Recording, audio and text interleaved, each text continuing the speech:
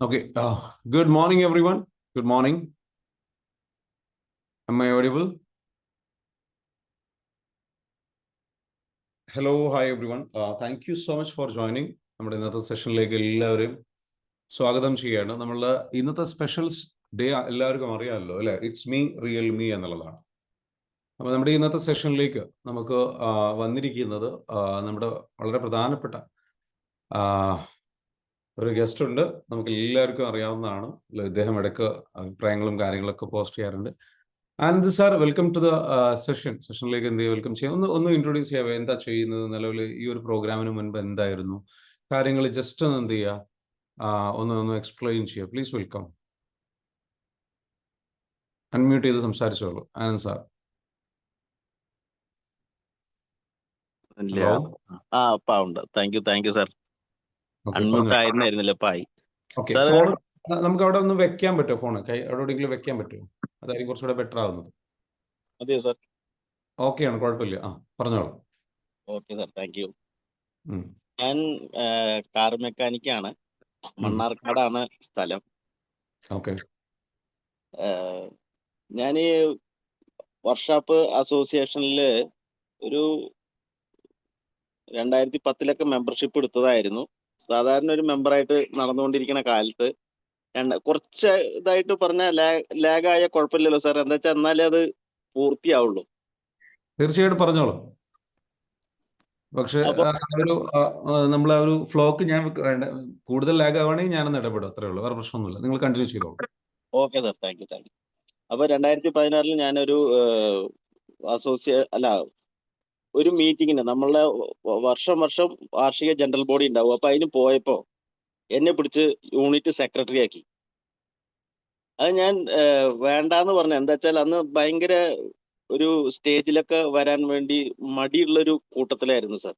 എന്താ വെച്ചാൽ സെക്രട്ടറി ആയി കഴിഞ്ഞാൽ നമ്മൾ കയറി വന്ന് പലതും ചെയ്യേണ്ടി വരും. മൈക്ക് കണ്ടാൽ തന്നെ വിറയ്ക്കണ ഒരു വാക്കുകൾ കിട്ടാത്തൊരു അവസ്ഥയൊക്കെ ഉണ്ടായിരുന്നു.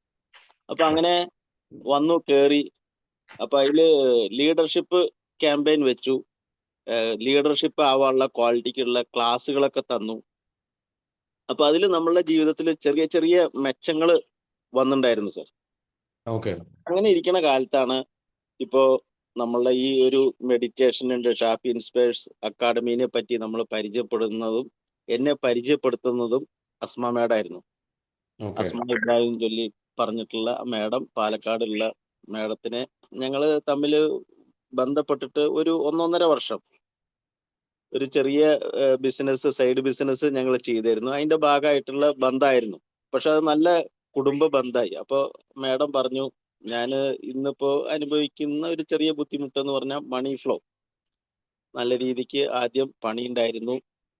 വരുമാനത്തിന് യാതൊരു ബുദ്ധിമുട്ടും ഉണ്ടായിരുന്നില്ല. വരുമാനം ഉണ്ടായിരുന്നു. വരുമാനം കൊണ്ട് ഞാൻ ബുദ്ധിമുട്ടുമായിരുന്നു സത്യം പറഞ്ഞ അന്നത്തെ കാലത്ത്. അച്ഛൻ ഈ പറഞ്ഞിട്ടുണ്ടായിരുന്നു, ഒരു 50,000-ന്റെ മുകളിലോ അല്ലെങ്കിൽ 1,00,000-ന്റെ മുകളിലൊക്കെ വരുമാനം ഉണ്ടെങ്കിൽ ഒരു ബാങ്ക് അക്കൗണ്ടിൽ ഇട്ട ബുദ്ധിമുട്ടാണ്. അന്ന് ഈ പാൻ കാർഡ് ലിങ്ക് ആവണ പ്രശ്നങ്ങളൊന്നും ഉണ്ടായിരുന്നില്ല.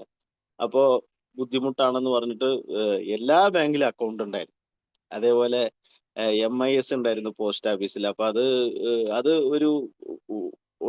ഒരാളായിട്ട് ചെയ്യുമ്പോൾ 3 ലക്ഷം അല്ലെങ്കിൽ 4 ലക്ഷം പാടൂ എന്നുള്ള കണ്ടീഷനിൽ വന്നപ്പോ ഫാമിലി ആയപ്പോ 18 ലക്ഷം വരെ നമുക്കത് FD ഇടാന്നുള്ള കണ്ടീഷൻ ഉണ്ടായിരുന്നു. അപ്പൊ അങ്ങനെയൊക്കെ ബുദ്ധിമുട്ട് ഉണ്ടായിരുന്നില്ല സാർ. ഇപ്പൊ കുറച്ചായിട്ട് ആ ഒരു ബുദ്ധിമുട്ട് നമ്മൾ അനുഭവിച്ചു കൊണ്ടിരിക്കുന്നുണ്ട്. ആ കുടുംബത്തിലൊരു ചെറിയ സങ്കടങ്ങള്, ആ ഒറ്റപ്പെടുത്തലുകള് ഒക്കെ വന്നുകൊണ്ടിരിക്കുമ്പോ അതൊക്കെ ഞാൻ ഇങ്ങനെ ഈ മാഡത്തിനോട് ഷെയർ ചെയ്തായിരുന്നു. അങ്ങനെ കാര്യങ്ങൾ എന്താ നിങ്ങൾ ചിലപ്പോ ഇങ്ങനെ ഒരു ഇതായിട്ടിരിക്കണം എന്നൊക്കെ ചോദിക്കുമ്പോൾ ഇങ്ങനെയൊക്കെ ചെറിയ ബുദ്ധിമുട്ടുകൾ ഉണ്ട് അങ്ങനെ നമ്മൾ ഷെയർ ചെയ്തിട്ടുണ്ടായിരുന്നു. അപ്പൊ ആ ഒരു ഇതിലാണ് നമുക്കിതില് പരിചയപ്പെടുത്തി തന്നത്. അപ്പോ ഞാന് ആദ്യം നെവർ മൈൻഡ് ആയിട്ട് വിട്ടു. എന്താ വെച്ചാൽ അങ്ങനെ ലിങ്ക് അയച്ചുതരും. രാവിലെ ഇങ്ങനെ മോർണിംഗ് സെക്ഷൻ ഉണ്ട്, മെഡിറ്റേഷൻ ഉണ്ട്, ഫ്രീ ആയിട്ട് നമുക്ക് അറ്റൻഡ് ചെയ്യാം. എന്താ വെച്ചാൽ ഫ്രീ എന്നുള്ള ഉദ്ദേശം നമ്മൾ മനസ്സിലേക്ക് ആ ചിന്ത വരാൻ കാരണം ഈ സാമ്പത്തികത്തിന്റെ ബുദ്ധിമുട്ട്. അതുകൊണ്ട് അത് നമ്മളിപ്പോ കറക്റ്റ് മാനേജ് ചെയ്തിട്ടാണ് മാസങ്ങൾ ഇങ്ങനെ തള്ളി നീക്കി പോണം. അപ്പോ ആ ഫ്രീ ആയിട്ട് ഉള്ളതിലെങ്കിലും നിങ്ങൾ പങ്കെടുക്കൂ, നിങ്ങൾക്ക് അതിനും ചിലവൊന്നും ഇല്ലല്ലോ. അപ്പോഴും ഞാൻ ചില ഒഴിവുകൾ പറഞ്ഞ് രാവിലെ എണീറ്റാ തൊടിയിൽ പോകണം, തൊടിയിലുള്ള പണികൾ ചെയ്യാൻ ഞാൻ തന്നെ വേണം. അപ്പോ അങ്ങനെ അങ്ങനെ നീണ്ടിങ്ങനെ പോയി. എന്നാലും പിന്നെ മാഡം വിട്ടില്ല. അത് നിങ്ങൾ നോക്കൂ. വന്നിട്ട് നിങ്ങൾക്ക് നടന്നില്ല എന്നുണ്ടെങ്കിൽ ഷാഫി സാറ് ഈ ഫണ്ട് നിങ്ങൾക്ക് തിരിച്ച് തന്നിരിക്കും. നിങ്ങൾ അതിനെ പറ്റി ബേജാറാവണ്ട. നിങ്ങളിപ്പോ ഫണ്ട് തന്നു വെച്ചാലും നിങ്ങൾക്കുള്ള വേണ്ട അതിന്ന് അന്തസ്സത്തുകൾ കിട്ടിയില്ലെങ്കിൽ തീർച്ചയായിട്ടും അത് നിങ്ങൾക്കത് തിരിച്ചു തന്നിരിക്കും എന്ന് പറഞ്ഞു. അങ്ങനെ ഞാൻ എന്തായാലും മാഡത്തിന്റെ നിർബന്ധപ്രകാരം ശരി എന്തായാലും നോക്കാം. അത് അങ്ങനെ വന്ന വ്യക്തിയാണ് ഞാൻ ഈ EFT കോഴ്സിൽ. ഇപ്പോ പറഞ്ഞ വളരെ ഹാപ്പിയാണെന്ന് പറഞ്ഞാൽ ആ മണി ബ്ലോക്കും കൂടിയും എന്നിൽ നിന്നിങ്ങനെ മാറി പോവാണ്. ആ മണി ബ്ലോക്ക് പോയി എൻ്റെ കുടുംബത്തിലേക്ക് വരുമാനത്തിന്റെ സ്രോതസ്സുകൾ ഇങ്ങനെ ചെറുതായിട്ട് ഇങ്ങനെ കയറാൻ തുടങ്ങിയിട്ടുണ്ട്. അപ്പൊ തന്നെ എനിക്ക് നല്ലൊരു ആശ്വാസമുണ്ട്. തീർച്ചയായിട്ടും നമുക്ക് ഇതിൽ നിന്ന് മാനസികമായിട്ടും ശാരീരികമായിട്ടും കുടുംബപരമായിട്ടും വ്യക്തിപരമായിട്ടും എല്ലാം കൊണ്ടും നമ്മളായി തീരാൻ അല്ലെങ്കിൽ തീർക്കാൻ ഈ ഒരു കോഴ്സിന് സാധിക്കുന്നുള്ളത് ഇപ്പോ നല്ല പരിപൂർണമായിട്ടും ഞാൻ മനസ്സിലാക്കണം. ഇതാണ് ഇപ്പൊ എൻ്റെ ഇത് എന്താ പറയാ, വ്യക്തിപരമായിട്ട് ഇപ്പൊ എൻ്റെ ഒരു ഇത് സാർ ചോദിച്ചില്ല സാർ, എന്താണ് നിങ്ങൾ എന്നുള്ളത് ചോദിച്ചില്ല. അതാണ് എൻ്റെ ഇപ്പോഴത്തെ സ്ഥിതി. ഇനി സാർ ചോദിക്കൂ സാർ, പറയാം. Alright, thank you so much. ഇനി ഒരു കാര്യം ഞാൻ ചോദിക്കട്ടെ, കോഴ്സിൽ നിന്ന് ജോയിൻ ചെയ്തിട്ട് നിങ്ങൾ ആക്ച്വലി എന്താണ് പഠിച്ചത്? കോഴ്സിൽ നിന്ന് ഒരുപാട് കാര്യങ്ങൾ പഠിച്ചു സാർ. പഠിക്കുക മാത്രമല്ല, ഇപ്പൊ ദിവസേന നമ്മൾ മെഡിറ്റേഷനും ഈ ക്ലാസ്സുകളും പങ്കെടുക്കുന്നതുകൊണ്ട് നമ്മളുടെ ഉപബോധ മനസ്സിലേക്ക് ഡെയിലി നമ്മൾക്ക് കയറിക്കൊണ്ടേയിരിക്കുകയാണ്. കാര്യങ്ങൾ റീവൈൻഡ് ആയിക്കൊണ്ടേയിരിക്കുകയാണ്. എന്തൊരു കാര്യങ്ങളും നമ്മളുടെ ആവർത്തനത്തിലൂടെയാണ് നമുക്ക് അക്സെപ്റ്റ് ചെയ്യാൻ കഴിയുക എന്നുള്ളത് മനസ്സിലാക്കി. അതേപോലെ ഇതിന്ന് നമ്മളുടെ ചിന്തകൾ, നമ്മൾ കൊടുക്കുന്ന ചിന്തകളാണ് നമുക്ക് നാളേക്ക് അത് നമ്മളിലേക്ക് അട്രാക്ട് ചെയ്യുന്നത് എന്നുള്ളത് മനസ്സിലായി.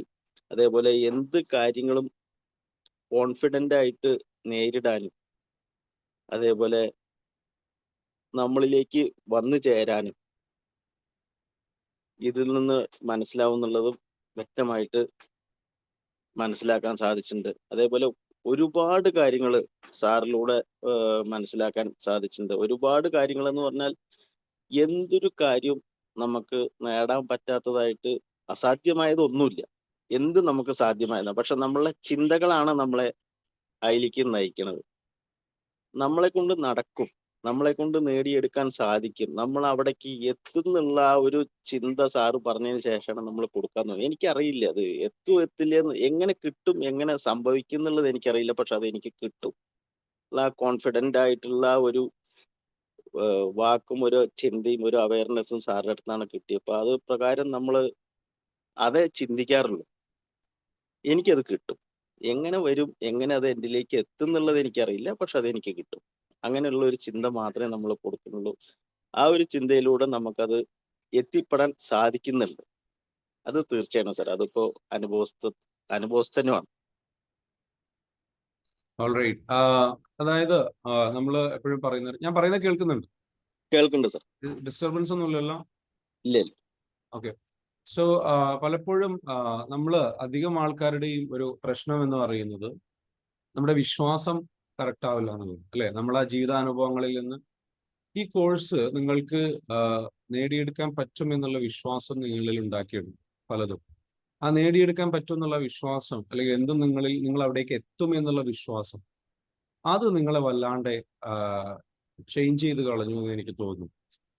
മറ്റൊരു കാര്യം ഞാൻ ചോദിക്കാനുള്ളത്, ഈ ഇങ്ങനെയുള്ള ഒരു ഇതില് കോഴ്സിൽ വന്നിട്ട് നിങ്ങൾ അവിടുന്ന് പഠിച്ച കുറെ പ്രാക്ടീസ് ചെയ്യേണ്ട കാര്യങ്ങളുണ്ട്, അല്ലെ? നിങ്ങൾക്ക് ഏറ്റവും ഇഷ്ടപ്പെട്ടതും ഏറ്റവും കൂടുതൽ റിസൾട്ട് കിട്ടിയതുമായിട്ടുള്ള ഒരു പ്രാക്ടീസ് ഏതാണ്? ഏത് പ്രാക്ടീസ് ആണ് നിങ്ങൾക്ക് ഏറ്റവും ഇഷ്ടപ്പെട്ടത്, ഏറ്റവും കൂടുതൽ റിസൾട്ട് തന്നത്? ഫോർഗീവ് ആണ് സാർ.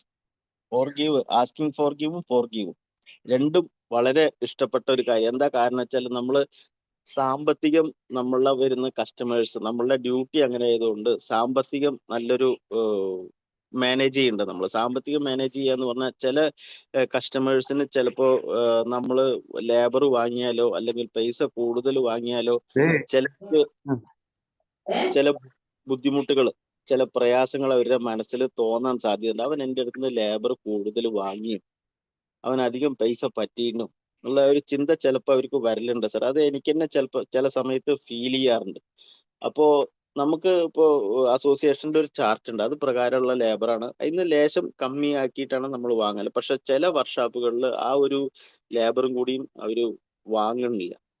അപ്പൊ അങ്ങനത്തെ ഒരു ഇത് വരുമ്പോ ഞാൻ അവരോട് ക്ഷമ ചോദിക്കാറുണ്ട്. ഞങ്ങളോട് കൂടുതലായി നിങ്ങൾക്ക് തോന്നിയിട്ടുണ്ടെങ്കിൽ നിങ്ങൾ അതെനിക്ക് ക്ഷമിച്ചു തരണം, നിങ്ങളത് പൊരുത്തപ്പെട്ട് തരണം എന്ന് നമ്മള് അവരോട് പറയുമ്പോൾ തീർച്ചയായിട്ടും അതിലൊരു മാറ്റമുണ്ട് സാർ. അങ്ങനെ ദേഷ്യപ്പെട്ട് നടന്നിരുന്ന അല്ലെങ്കിൽ നമ്മളുടെ അടുത്തേക്ക് വരാതിരുന്ന വ്യക്തികളും കൂടി ഇപ്പൊ നമ്മളിലേക്ക് വരാൻ തുടങ്ങിയിട്ടുണ്ട് സാർ. അത് എനിക്ക് വളരെ ഇഷ്ടപ്പെട്ട ഒരു ഘടകം. അത് ഈ കോഴ്സ് എന്നാണ് എനിക്ക് എത്രയോ നമ്മൾ ഈ പറഞ്ഞില്ല സാർ, ട്രെയിനിങ് ഒക്കെ അറ്റൻഡ് ചെയ്തതിന്റെ മോട്ടിവേഷൻ പരമാവധി കിട്ടിയിട്ടുണ്ട്. അപ്പൊ എൻ്റെ അടുത്ത് ഞാൻ അസ്മ മാഡം പറഞ്ഞപ്പോൾ എനിക്കിതിന്റെ ആവശ്യമില്ല, ഞാൻ പൊരുത്തപ്പെട്ട് ഞാൻ പോയിക്കൊണ്ടിരിക്കുന്നുണ്ട്, എനിക്ക് ഇതിന്റെ ആവശ്യമില്ല എന്നായിരുന്നു ഞാൻ പറഞ്ഞിരുന്നത്. പക്ഷെ അത് വന്നത് എനിക്ക് എന്തുകൊണ്ടും നല്ലത് എന്നുള്ളത് ഞാനിപ്പോ മനസ്സിലാക്കുന്നു.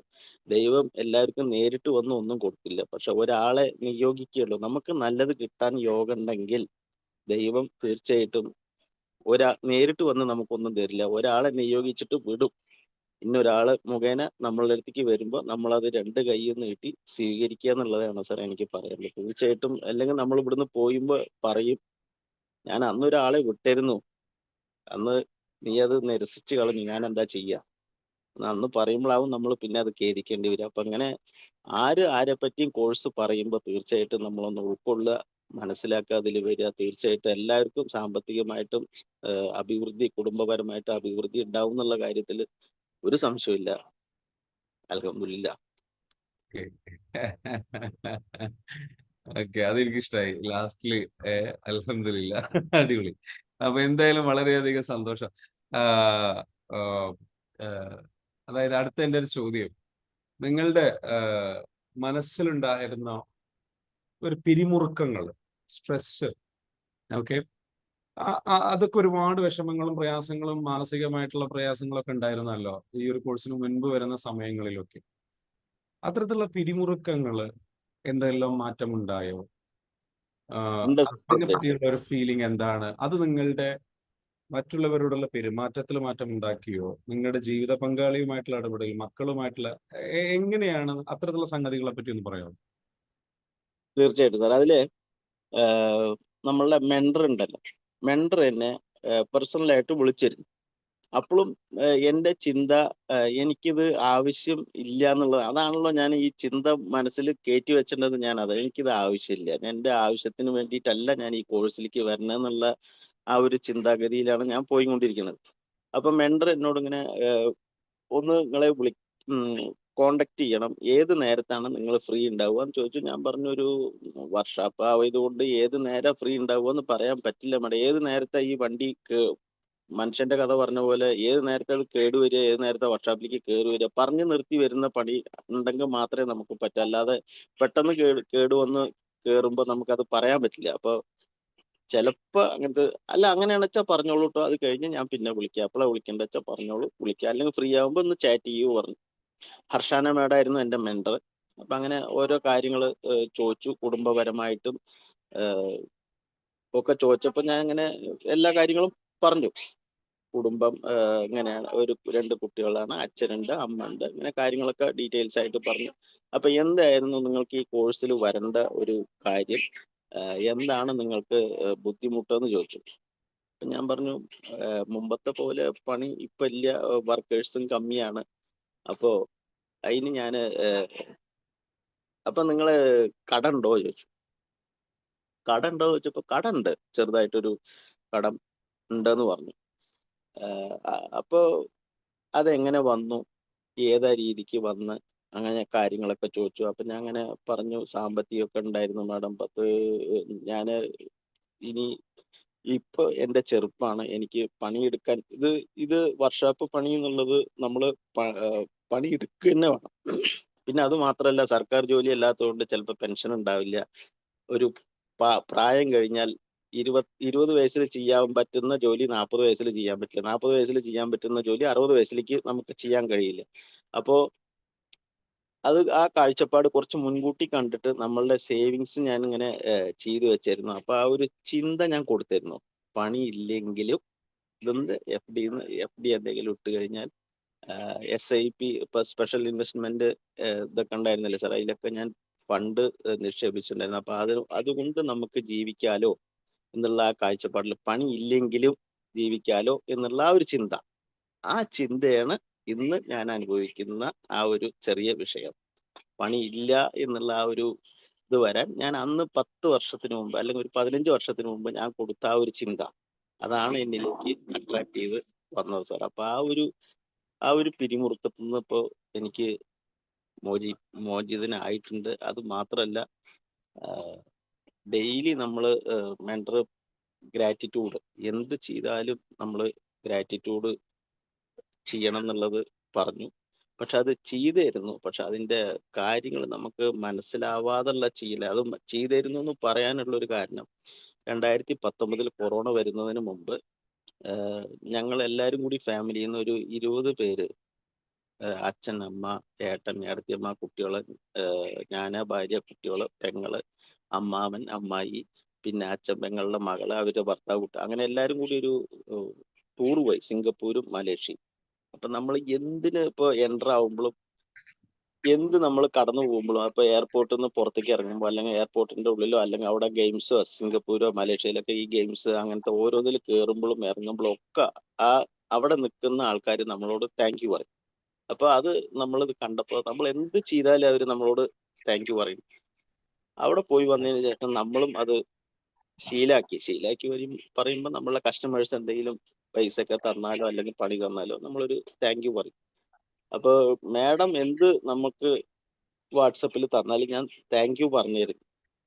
അപ്പൊ മാഡം തന്നെ പറഞ്ഞു, ഈ താങ്ക് യു പറയുന്നത് വളരെ നല്ലൊരു കാര്യാട്ടോ, ഇത് കീപ്പ് ചെയ്തോളൂ, ഇതിന് എന്തും നമുക്ക് ഭാവിയിൽ നല്ല ഗുണങ്ങൾ ചെയ്യും. അതേപോലെ ഇപ്പൊ കുടുംബപരമായിട്ടെന്ന് പറഞ്ഞാൽ മക്കളോടായാലും അച്ഛനോടായാലും അമ്മയോടായാലും നമ്മൾ എന്തെങ്കിലും തെറ്റ് പറയുക അല്ലെങ്കിൽ അവരെ വല്ലാതെ ചീത്ത പറയുക എന്തെങ്കിലും ചെയ്തു കഴിഞ്ഞാൽ ഞാൻ ഇപ്പൊ തന്നെ അവരോട് സോറി പറയും, പൊരുത്തപ്പെടും, കെട്ടിപ്പിടിച്ച് അപ്പൊ തന്നെ ആ പ്രശ്നം റിലാക്സ് ആക്കിയിട്ട് പോകലുണ്ട് സർ. അത് ഈ കോഴ്സിൽ നിന്ന് കിട്ടിയ നല്ലൊരു കാര്യമായിരുന്നു. ഞാൻ ചോദിച്ചത് അടുത്തൊരു ചോദ്യം, നിങ്ങളുടെ ബന്ധങ്ങളിൽ, നമ്മുടെ കോഴ്സിലേക്ക് വരുന്നതിന് മുൻപ് നിങ്ങളുടെ ബന്ധങ്ങൾ, ആ ഫാമിലിയിലുള്ള ആൾക്കാരോട് പെരുമാറുന്ന രീതിയിൽ കുറച്ച് ദേഷ്യം കൂടുതൽ അങ്ങനെ എന്തെങ്കിലും ഉണ്ടായിരുന്നോ? അല്ല അന്നും ഇതേപോലെ തന്നെയാണോ? അല്ല അത്തരത്തിലുള്ള സംഗതികൾക്ക് നിങ്ങളുടെ വിഷമം മൂലം അതിന് മാറ്റം ഉണ്ടായിട്ടുണ്ടോ? ബെറ്റർ ആയിട്ടുണ്ടോ? കമ്മ്യൂണിക്കേഷൻ രീതിയൊക്കെ എന്താണ്? അതിനെ പറ്റി എന്താ പറയുക? കമ്മ്യൂണിക്കേഷനിൽ കുറച്ച് നല്ല രീതിക്ക് തന്നെ പോയിണ്ടായിരുന്നു സർ. പക്ഷെ അതിനെക്കാട്ടിലും ഇപ്പൊ ആധികാരികമായിട്ട് കാര്യങ്ങളൊക്കെ മനസ്സിലാക്കിയതിന് ശേഷം ആ ഒരു നമ്മളുടെ പെരുമാറ്റത്തിലും ആ ഒരു കാര്യത്തിലും ഒന്നും കൂടി അടുപ്പം. ഞാൻ പൊതുവെ എല്ലാരോടും ചിരിച്ച് എന്ത് പറഞ്ഞാലും കണ്ട ഒരു ബന്ധമില്ലെങ്കിലും ഒന്ന് ചിരിക്കും. ആ ചിരിയില് അവർക്ക് നമുക്ക് ഫ്രീ ആയിട്ട് കൊടുക്കാൻ പറ്റാവുന്ന ഒരു കാര്യം ഇത് മാത്രമേ ഉള്ളൂ. ഒരാളെ കാണുമ്പോൾ നമ്മൾ ചിരിക്കുക. അപ്പോ നല്ല രീതിക്ക് തന്നെ ഇരുന്നു സാർ എന്റെ കാഴ്ചപ്പാട് ഞാൻ പക്ഷെ ഇപ്പൊ ഞാൻ പറയുന്നു, ആ ഒരു പെരുമാറ്റം ഒന്നും കൂടി ആത്മാർത്ഥമായിട്ട് എനിക്ക് ചെയ്യാൻ സാധിക്കുന്നുണ്ട്. ആ ചെയ്യുമ്പോൾ അവരുമായിട്ടുള്ള ബന്ധം ഒന്നും കൂടി അടുപ്പം, ഇപ്പോഴത്തെ കാഴ്ചപ്പാടിൽ നമ്മൾ ബന്ധപ്പെടുന്ന ആൾക്കാരായിട്ട് എല്ലാം കൊണ്ടും ഒന്നും കൂടി ആത്മബന്ധത്തോടു കൂടി നമുക്ക് പെരുമാറാൻ സാധിക്കുന്നുണ്ട്. അത് ഞാനതൊന്ന് മനസ്സിലാക്കിയ ഒരു കാര്യമാണ്. അതായത് നിങ്ങളിത് പറയുമ്പം ശരിക്കും എന്ന് പറഞ്ഞു കഴിഞ്ഞാല് ഇവിടെ ഒരുപാട് പേര് നിങ്ങളുടെ പേഴ്സണാലിറ്റി, നിങ്ങളുടെ ബാച്ചിലുള്ള പല ആൾക്കാരും അറിയാം. അപ്പൊ നിങ്ങൾ നമ്മുടെ പല സെഷനിലും വരുന്ന സമയത്തും എല്ലാവർക്കും അറിയാം. നിങ്ങൾ വളരെ പോസിറ്റീവ് ആയിട്ടുള്ള പേഴ്സൺ ആണ്. അത് നമുക്കറിയാം. ബേസിക്കലി നിങ്ങളുടെ ആ ചിരിയിലുണ്ട്. ആ ചിരിയിൽ സംഗതി എഴുതി വെച്ചിട്ടുണ്ട്. U are A positive person. പക്ഷെ അറ്റ് ദ സെയിം ടൈം ലൈഫിൽ ഒരുപാട് കാര്യങ്ങൾ പുതുതായിട്ട് പഠിക്കാൻ പറ്റി. ആ പുതുതായിട്ട് പഠിക്കാൻ പറ്റിയതിന്റെ റിസൾട്ട് നിങ്ങൾക്ക് കണ്ടു തുടങ്ങുന്നുണ്ട്. ഇനി ഓൾറെഡി ഞാൻ ഒരു കാര്യം ചോദിക്കട്ടെ, നിങ്ങൾ പ്രാക്ടീസ് ചെയ്യുന്നുണ്ടെന്ന് പറഞ്ഞു. അതിൽ ഏതാണ് ഏറ്റവും പ്രധാനമായിട്ട് ഡെയിലി പ്രാക്ടീസ് ചെയ്യുന്നത്? അത് ഏതാണ് നിങ്ങൾ ഡെയിലി പ്രാക്ടീസ് ചെയ്യുന്നത്? അത് എങ്ങനെയാണ് പ്രാക്ടീസ് ചെയ്യുന്നത്? ഞാൻ ഡെയിലി ആണോ അല്ലെങ്കിൽ എങ്ങനെയാണ് പ്രാക്ടീസ് ചെയ്യുന്നത്? നിങ്ങൾ പ്രാക്ടീസ് ചെയ്യുന്ന രീതി എന്താണ്? പ്രാക്ടീസ് ചെയ്യുന്നത് എങ്ങനെയാണ് പ്രാക്ടീസ് ചെയ്യുന്നത്? രാവിലെ ഡെയിലി പൊതുവെ ഞാൻ ഒരു 5:30-ആയിരുന്നു സാർ എണീറ്റിരുന്നത്. ഇപ്പോൾ ഈ കോഴ്സിന് ശേഷം ഞാൻ ഡെയിലി 5 മണിക്ക് എന്തായാലും എണീക്കും. ഇൻഷാല്ലാ 5 മണിക്ക് എണീറ്റ് അവനവന്റെ കാര്യങ്ങളായിട്ട് കഴിഞ്ഞ് രാവിലെ തന്നെ ഗ്രാറ്റിറ്റ്യൂഡ് എഴുതും. നമ്മളുടെ ഇന്നലെ നടന്ന കാര്യങ്ങൾ കംപ്ലീറ്റ് ഗ്രാറ്റിറ്റ്യൂഡ് എഴുതും. അത് ഇതിന്ന് കിട്ടിയ ഒരു നല്ലൊരു കാര്യമായിരുന്നു സാർ. നമ്മൾ എന്ത് ചെയ്താലും അതിനുള്ള നന്ദി, എനിക്കിത് തന്നതിന്, എനിക്ക് ഇത്രത്തോളം എന്ത് തന്നതിനും നന്ദി, ഗ്രാറ്റിറ്റ്യൂഡ് എഴുതും. അതേപോലെ അഫർമേഷൻ എഴുതലുണ്ട്. അത് കഴിഞ്ഞതിന് ശേഷം അഡ്വാൻസ് ഗ്രാറ്റിറ്റ്യൂഡ് എഴുതലുണ്ട്. അതിന് ശേഷം പിന്നെ ഞാൻ ഇങ്ങനെ സാറിന്റെ മെഡിറ്റേഷൻ കേട്ടിട്ട് അങ്ങനെ നമ്മളുടെ തൊടിയിലേക്ക് ഇറങ്ങലാണ് പതിവ്. ബാക്കിയുള്ള ക്ലാസ്സും കാര്യങ്ങളൊക്കെ കേൾക്കുന്നത് തൊടിയിൽ നിന്നാണ്. അപ്പോൾ ഓരോ കാര്യങ്ങൾ പറയുമ്പോഴും നമ്മളുടെ മനസ്സിൽ ഞാൻ ചിന്തിക്കാറുണ്ട്. എന്താ കാരണം വെച്ചാൽ നമ്മൾ ഒറ്റ ദിവസം കൊണ്ട് ഒന്നും നമ്മളെ കൊണ്ട് നേടിയെടുക്കാൻ സാധിക്കില്ല എന്നുള്ളത് ഉറപ്പാണ്. പക്ഷെ അതിനു വേണ്ടി നമ്മൾ ശ്രമിക്കാതെ ഇരുന്നേറ്റ് നടക്കണില്ല എന്ന് പറഞ്ഞിട്ട് യാതൊരു കാര്യമില്ല. ചെറുതായിട്ടെങ്കിലും നമ്മൾ ശ്രമിക്കുമ്പോൾ തീർച്ചയായിട്ടും അത് നമ്മളിലേക്ക് എത്തുന്നുള്ളത്, അതേപോലെ നമുക്കത് പൂർത്തിയാക്കാൻ കഴിയുന്നുള്ളതും മനസ്സിലാവുന്നുണ്ട് സാറേ. ഓരോ ക്ലാസ് പറയുമ്പോൾ നമുക്കത് മനസ്സിലാവുന്നുണ്ട്. നമ്മൾ ഇപ്പൊ ഇതിലത്തെ പണികൾ തന്നെ ഒറ്റ ദിവസം കൊണ്ട് എനിക്ക് തീർക്കാൻ കഴിയില്ല എന്നുള്ളത് എനിക്ക് മനസ്സിലാവുന്നുണ്ട്, ഉൾക്കൊള്ളുന്നുണ്ട്. പക്ഷെ അത് പറഞ്ഞിട്ട് നമ്മൾ ചെയ്യാതിരുന്നാൽ ഒന്നും ഉണ്ടാവില്ല. അതുകൊണ്ട് വയ്ക്കണ 2 മണിക്കൂർ വയ്ക്കണ പോലെ ചെയ്ത് ഇന്നിപ്പോ അൽഹംദുലില്ലാ പണിക്കാരൊന്നുമില്ല, നമ്മൾ തന്നെയാണ് പണിയെടുക്കുന്നത്. നല്ല രീതിക്ക് മാനേജ് ചെയ്ത് എത്തിക്കാൻ സാധിക്കുന്നുണ്ട് സാർ. ഡെയിലിയും ഓരോ അറിവ് ഇനി നമുക്ക് ഇന്ന് കിട്ടിക്കൊണ്ടിരിക്കും. അടുത്ത ചോദ്യം, നിങ്ങളുടെ അടുത്തൊരു പ്ലാൻ എന്താണ്? അല്ലെങ്കിൽ ഒരു പദ്ധതി എന്താണ്? നിങ്ങളുടെ ഒരു ലക്ഷ്യം എന്താണ്? നിങ്ങൾ ഉദ്ദേശിക്കുന്ന നിങ്ങളുടെ ലൈഫ് എങ്ങനെ മാറണം എന്നുള്ള ആഗ്രഹം നിങ്ങൾക്ക് പറയാൻ ഓക്കെ ആണെങ്കിൽ പറയാം. അല്ല, ഓക്കെയാണ് സാർ. ഇപ്പൊ ഞാൻ അഡ്വാൻസ് ഗ്രാറ്റിറ്റ്യൂഡ് എഴുതിക്കൊണ്ടിരിക്കുന്ന ഇപ്പൊ നമ്മളുടെ സ്ഥാപനം ഒരു സാധാരണ ഒരു കാർ വർക്ക്ഷോപ്പാണ്. ഇപ്പോ അത് മൾട്ടി ബ്രാൻഡ് കാർ വർക്ക്ഷോപ്പ് ആക്കണം എന്നുള്ളതാണ് എൻ്റെ അടുത്ത ലക്ഷ്യം. പിന്നെ ഉള്ളത് ഇപ്പൊ ഉള്ള വാഹനം എന്ന് പറഞ്ഞാൽ സാധാരണ ഒരു അംബാസഡർ കാറാണ്. പക്ഷെ ഇനി ആ അംബാസഡർ കാർ ഏതെടുത്താലും നമ്മളത് ഒഴിവാക്കില്ല. എന്താ വെച്ചാൽ ഇനി അംബാസഡർ കിട്ടില്ല. അപ്പൊ അത് അവൻ രാജകീയമായിട്ട് അവിടെ ഇരിക്കട്ടെ. അതേപോലെ ഒരു BMW കാർ കുടുംബത്തിന് സഞ്ചരിക്കാൻ വേണ്ടി വേണം എന്നുള്ളതാണ് എൻ്റെ ഒരു ആഗ്രഹം സാർ. അതിലേക്കുള്ള ചുവടുവയ്പ്പാണ് ഞാൻ ചെയ്തുകൊണ്ടിരിക്കുന്നത് ഇനി. Very good, thank you so much. എനിക്ക് നിങ്ങൾക്ക് നമ്മുടെ ഈ കൂടെ ഈ ഒരു കോഴ്സിലൊക്കെ വന്ന് ഒരുപാട് പേര് ഇപ്പൊ നിങ്ങളെ കേൾക്കുന്നുണ്ട്. ഈ കേൾക്കുന്നവരോട് നിങ്ങൾക്കുള്ള ഒരു എന്താ പറയാ, നിങ്ങൾ പഠിച്ച അറിവിൽ നിന്ന് കൊടുക്കാവുന്ന ഏറ്റവും നല്ലൊരു മെസ്സേജ് എന്തായിരിക്കും? ഏറ്റവും നല്ല അറിവെന്ന് പറഞ്ഞാൽ തീർച്ചയായിട്ടും നമ്മള് എല്ലാവർക്കും എപ്പോഴും അറിഞ്ഞോളണം എന്നില്ല സാർ. പക്ഷെ അറിവ് കിട്ടുമ്പോൾ ആ അറിവ് ഡെയിലി നമ്മളതിൽ ക്ലാസ്സിൽ പങ്കെടുക്കുക. അതേപോലെ ആരെങ്കിലും ഒരു നല്ല കാര്യങ്ങൾ നമ്മളുടെ അടുത്തേക്ക് പറയുക, നമ്മളൊന്ന് ചിന്തിക്കുക, അത് നല്ലതാണോ ചീത്തയാണോ, ഇതുകൊണ്ട് നമുക്ക് ഗുണമുണ്ടോ ദോഷമുണ്ടോ, തീർച്ചയായിട്ടും ചിന്തിച്ചിട്ട് അതിലേക്ക് ഇറങ്ങി. ഒറ്റ ദിവസം കൊണ്ട് നമുക്ക് ഒന്നും നേടിയെടുക്കാൻ പറ്റില്ല. പക്ഷെ ഡെയിലി നമ്മളത് കേൾക്കുമ്പോൾ നമുക്ക് ആ ഒരു സ്ഥാനത്തേക്ക്, ആ ഒരു ലക്ഷ്യത്തിലേക്ക് നമുക്ക് എത്താൻ പറ്റും എന്നുള്ളതാണ് സാർ എൻ്റെ അനുഭവത്തിൽ നിന്ന് എനിക്ക് പഠിഞ്ഞത്. അപ്പോ എല്ലാരോടും പറയാനുള്ളത് തീർച്ചയായിട്ടും ഇങ്ങനെ ഒരു അവസരം വരുമ്പോൾ ആ അവസരം നമ്മൾ പരമാവധി ഉപയോഗപ്പെടുത്തുക, മനസ്സിലാക്കുക, എന്നിട്ട് അതിൻ്റെ വേണ്ടി പ്രവർത്തിക്കുക. തീർച്ചയായിട്ടും നമുക്ക് ആ ഒരു ലക്ഷ്യത്തിലേക്ക് എത്തിച്ചിരിക്കും. പടച്ചോൻ നമ്മളവിടെ എത്തിക്കും എന്നുള്ളത് തന്നെയാണ് സാർ എനിക്ക് പറയാനുള്ളത്. ഓൾറൈറ്റ്. അടുത്തൊരു കാര്യം, നിങ്ങളുടെ നെക്സ്റ്റ് പ്ലാന് പറഞ്ഞല്ലോ, ഒരു മൾട്ടി ബ്രാൻഡഡ് കാർ വർക്ക്ഷോപ്പ്. തീർച്ചയായിട്ടും അത് പോസിബിൾ ആകും. അതൊന്നും അത്ര വലിയ ഒരു എന്താ പറയാ, നിങ്ങളുടെ ഇപ്പോഴത്തെ സിറ്റുവേഷൻ വെച്ചിട്ടോ അല്ലെങ്കിൽ സംഗതികൾ വെച്ചിട്ടോ ചിലപ്പോൾ നിങ്ങൾക്ക് അങ്ങനെ തോന്നിയേക്കാം. പക്ഷെ ഞാൻ പറയുന്നത് എന്ന് വെച്ചാൽ അതൊന്നൊരു വലിയ ഒരു കടമ്പയല്ല. അതൊക്കെ ഈസി ആയിട്ട് ഒരാൾ നിങ്ങളുടെ ലൈഫിലേക്ക് വന്നു കഴിഞ്ഞാൽ തീരാവുന്നതേ ഉള്ളൂ. ഒരാൾ വന്നിട്ട് പറയുകയാണ് ഞാൻ ഇൻവെസ്റ്റ് ചെയ്യാം, നിങ്ങൾ നോക്കി നടത്തിയാൽ മതി. അപ്പൊ നിങ്ങൾ അതിനുള്ള പ്ലാനുകളൊക്കെ തയ്യാറാക്കുക. ഓക്കെ, കാര്യങ്ങൾ ചെയ്യുക. അപ്പം ഞാൻ എപ്പോഴും പറയാറുണ്ട്, വലിയ പ്രോജക്റ്റുകൾ നമ്മൾ ചിന്തിക്കുമ്പോൾ നമ്മൾ ഒറ്റയ്ക്ക് ചെയ്യണം എന്നുള്ള പിടിവാശി, കണ്ടീഷൻസ് ഒഴിവാക്കാം. നമ്മുടെ പ്രശ്നം എന്താ വെച്ചാൽ നമ്മുടെ ലൈഫിലെ ഏറ്റവും വലിയ പ്രോബ്ലം കണ്ടീഷൻസ് വെക്കുന്നു എന്നുള്ളത്. വാല്യൂസ് നമുക്ക് വെക്കാം, പക്ഷെ കണ്ടീഷൻസ് വെക്കരുത്. ഞാൻ തന്നെ ചെയ്യണം, എനിക്ക് തന്നെ ചെയ്യണം, അല്ലെ എന്റെ നാട്ടിൽ തന്നെ കിട്ടണം, ഇങ്ങനെ തന്നെ നടക്കണം, അങ്ങനെ തന്നെ നടക്കണം. അപ്പൊ യൂണിവേഴ്സിന് കണ്ടീഷൻസ് യൂണിവേഴ്സിന്റെ അടുത്തില്ല. അത് സെൽഫിഷ്നെസ്, അഹങ്കാരത്തിൽ നിന്ന് വരുന്നു. അത് അഹങ്കാരമാണ്. അത് ഞാനെന്ന് പറയുന്ന ഭാവത്തിൽ നിന്നുണ്ടാവുന്നതാണ്. അപ്പൊ അത് ആക്ച്വലി എനർജി ലോയാണ്, മാനിഫെസ്റ്റേഷൻ എതിരാണ്. നമ്മളെപ്പോഴും എന്താ വേണ്ടതെന്ന് വെച്ചാൽ വാല്യൂസ് വെക്കാം. എനിക്ക് ഇങ്ങനെയൊക്കെ വാല്യൂസ് ഞാൻ കീപ്പ് ചെയ്യുമ്പോൾ എന്ന് നമുക്ക് വെക്കാം. പക്ഷെ അറ്റ് ദ സെയിം ടൈം നമുക്ക് വേണ്ടത് എന്താണ്? കണ്ടീഷൻസ് ഇല്ലാതെ എന്ത് ചെയ്യുക, നല്ല രീതിയിൽ പറഞ്ഞു കഴിഞ്ഞാൽ നമ്മൾ ആ യൂണിറ്റ് എത്രയും പെട്ടെന്ന് നിങ്ങൾക്ക് എന്ത് ചെയ്യും, അതങ്ങ് ലഭിക്കും. തീർച്ചയായിട്ടും നിങ്ങളുടെ ബാച്ചിലുള്ള ആൾക്കാർ പറയുന്നുണ്ട് നിങ്ങളൊരു മോട്ടിവേറ്ററാണ്, നിങ്ങൾ മറ്റുള്ളവർക്ക് ഒരുപാട് നല്ല കാര്യങ്ങൾ പറഞ്ഞു കൊടുക്കുന്നു. ഇല്ല, നിങ്ങൾക്ക് ഭയങ്കര ആരാധകരാണല്ലോ, മറ്റുള്ളവരെ പോലെയൊന്നുമല്ല.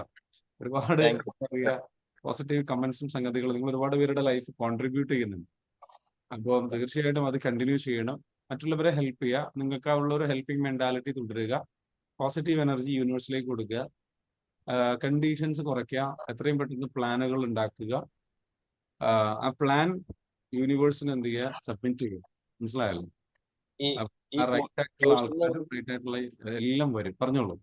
ഈ കോഴ്സിൽ നിന്ന് കിട്ടിയ ഇനിയൊരു കാര്യം കൂടി ഇതായിരുന്നു സാർ. ഡെയിലി ക്ലാസ് കേൾക്കുന്നുണ്ടെന്ന് പറഞ്ഞത്, ഇങ്ങനെ കേൾക്കുമ്പോൾ ഓരോ അറിവും എനിക്ക് കൂടി കൂടി വരികയായിരുന്നു.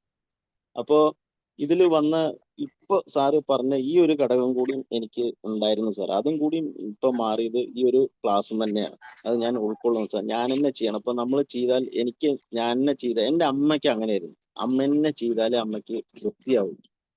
വേറെ ആര് ചെയ്താലും അമ്മ അതിലൊരു ചെറിയ കുറവ് കാണും.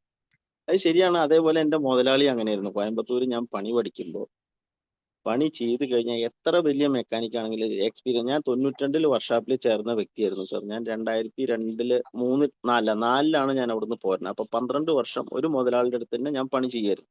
അപ്പൊ ഞാൻ 6 മാസം കൊണ്ട് തന്നെ പണി പഠിച്ചു, പണി ചെയ്യാൻ തുടങ്ങി. പിന്നുള്ളതൊക്കെ എനിക്ക് കിട്ടിയ എക്സ്പീരിയൻസ് ആയിരുന്നു. അദ്ദേഹത്തിന്റെ അടുത്ത് നല്ല നല്ല കാര്യങ്ങളെല്ലാം ഞാൻ പഠിച്ചിട്ടുണ്ട്. നല്ല കാര്യങ്ങൾ എന്ന് പറഞ്ഞാൽ ഒരാളോട് നമ്മൾ എത്ര വിനയത്തോടു കൂടി പെരുമാറണം, എങ്ങനെ പെരുമാറണം, പണി മാത്രമല്ല അദ്ദേഹത്തിന്റെ അടുത്ത് ഇതൊക്കെ ഞാൻ പഠിച്ചിട്ടുണ്ട്. കൂട്ടത്തിൽ ഞാൻ ഇതും പഠിച്ചിരുന്നു.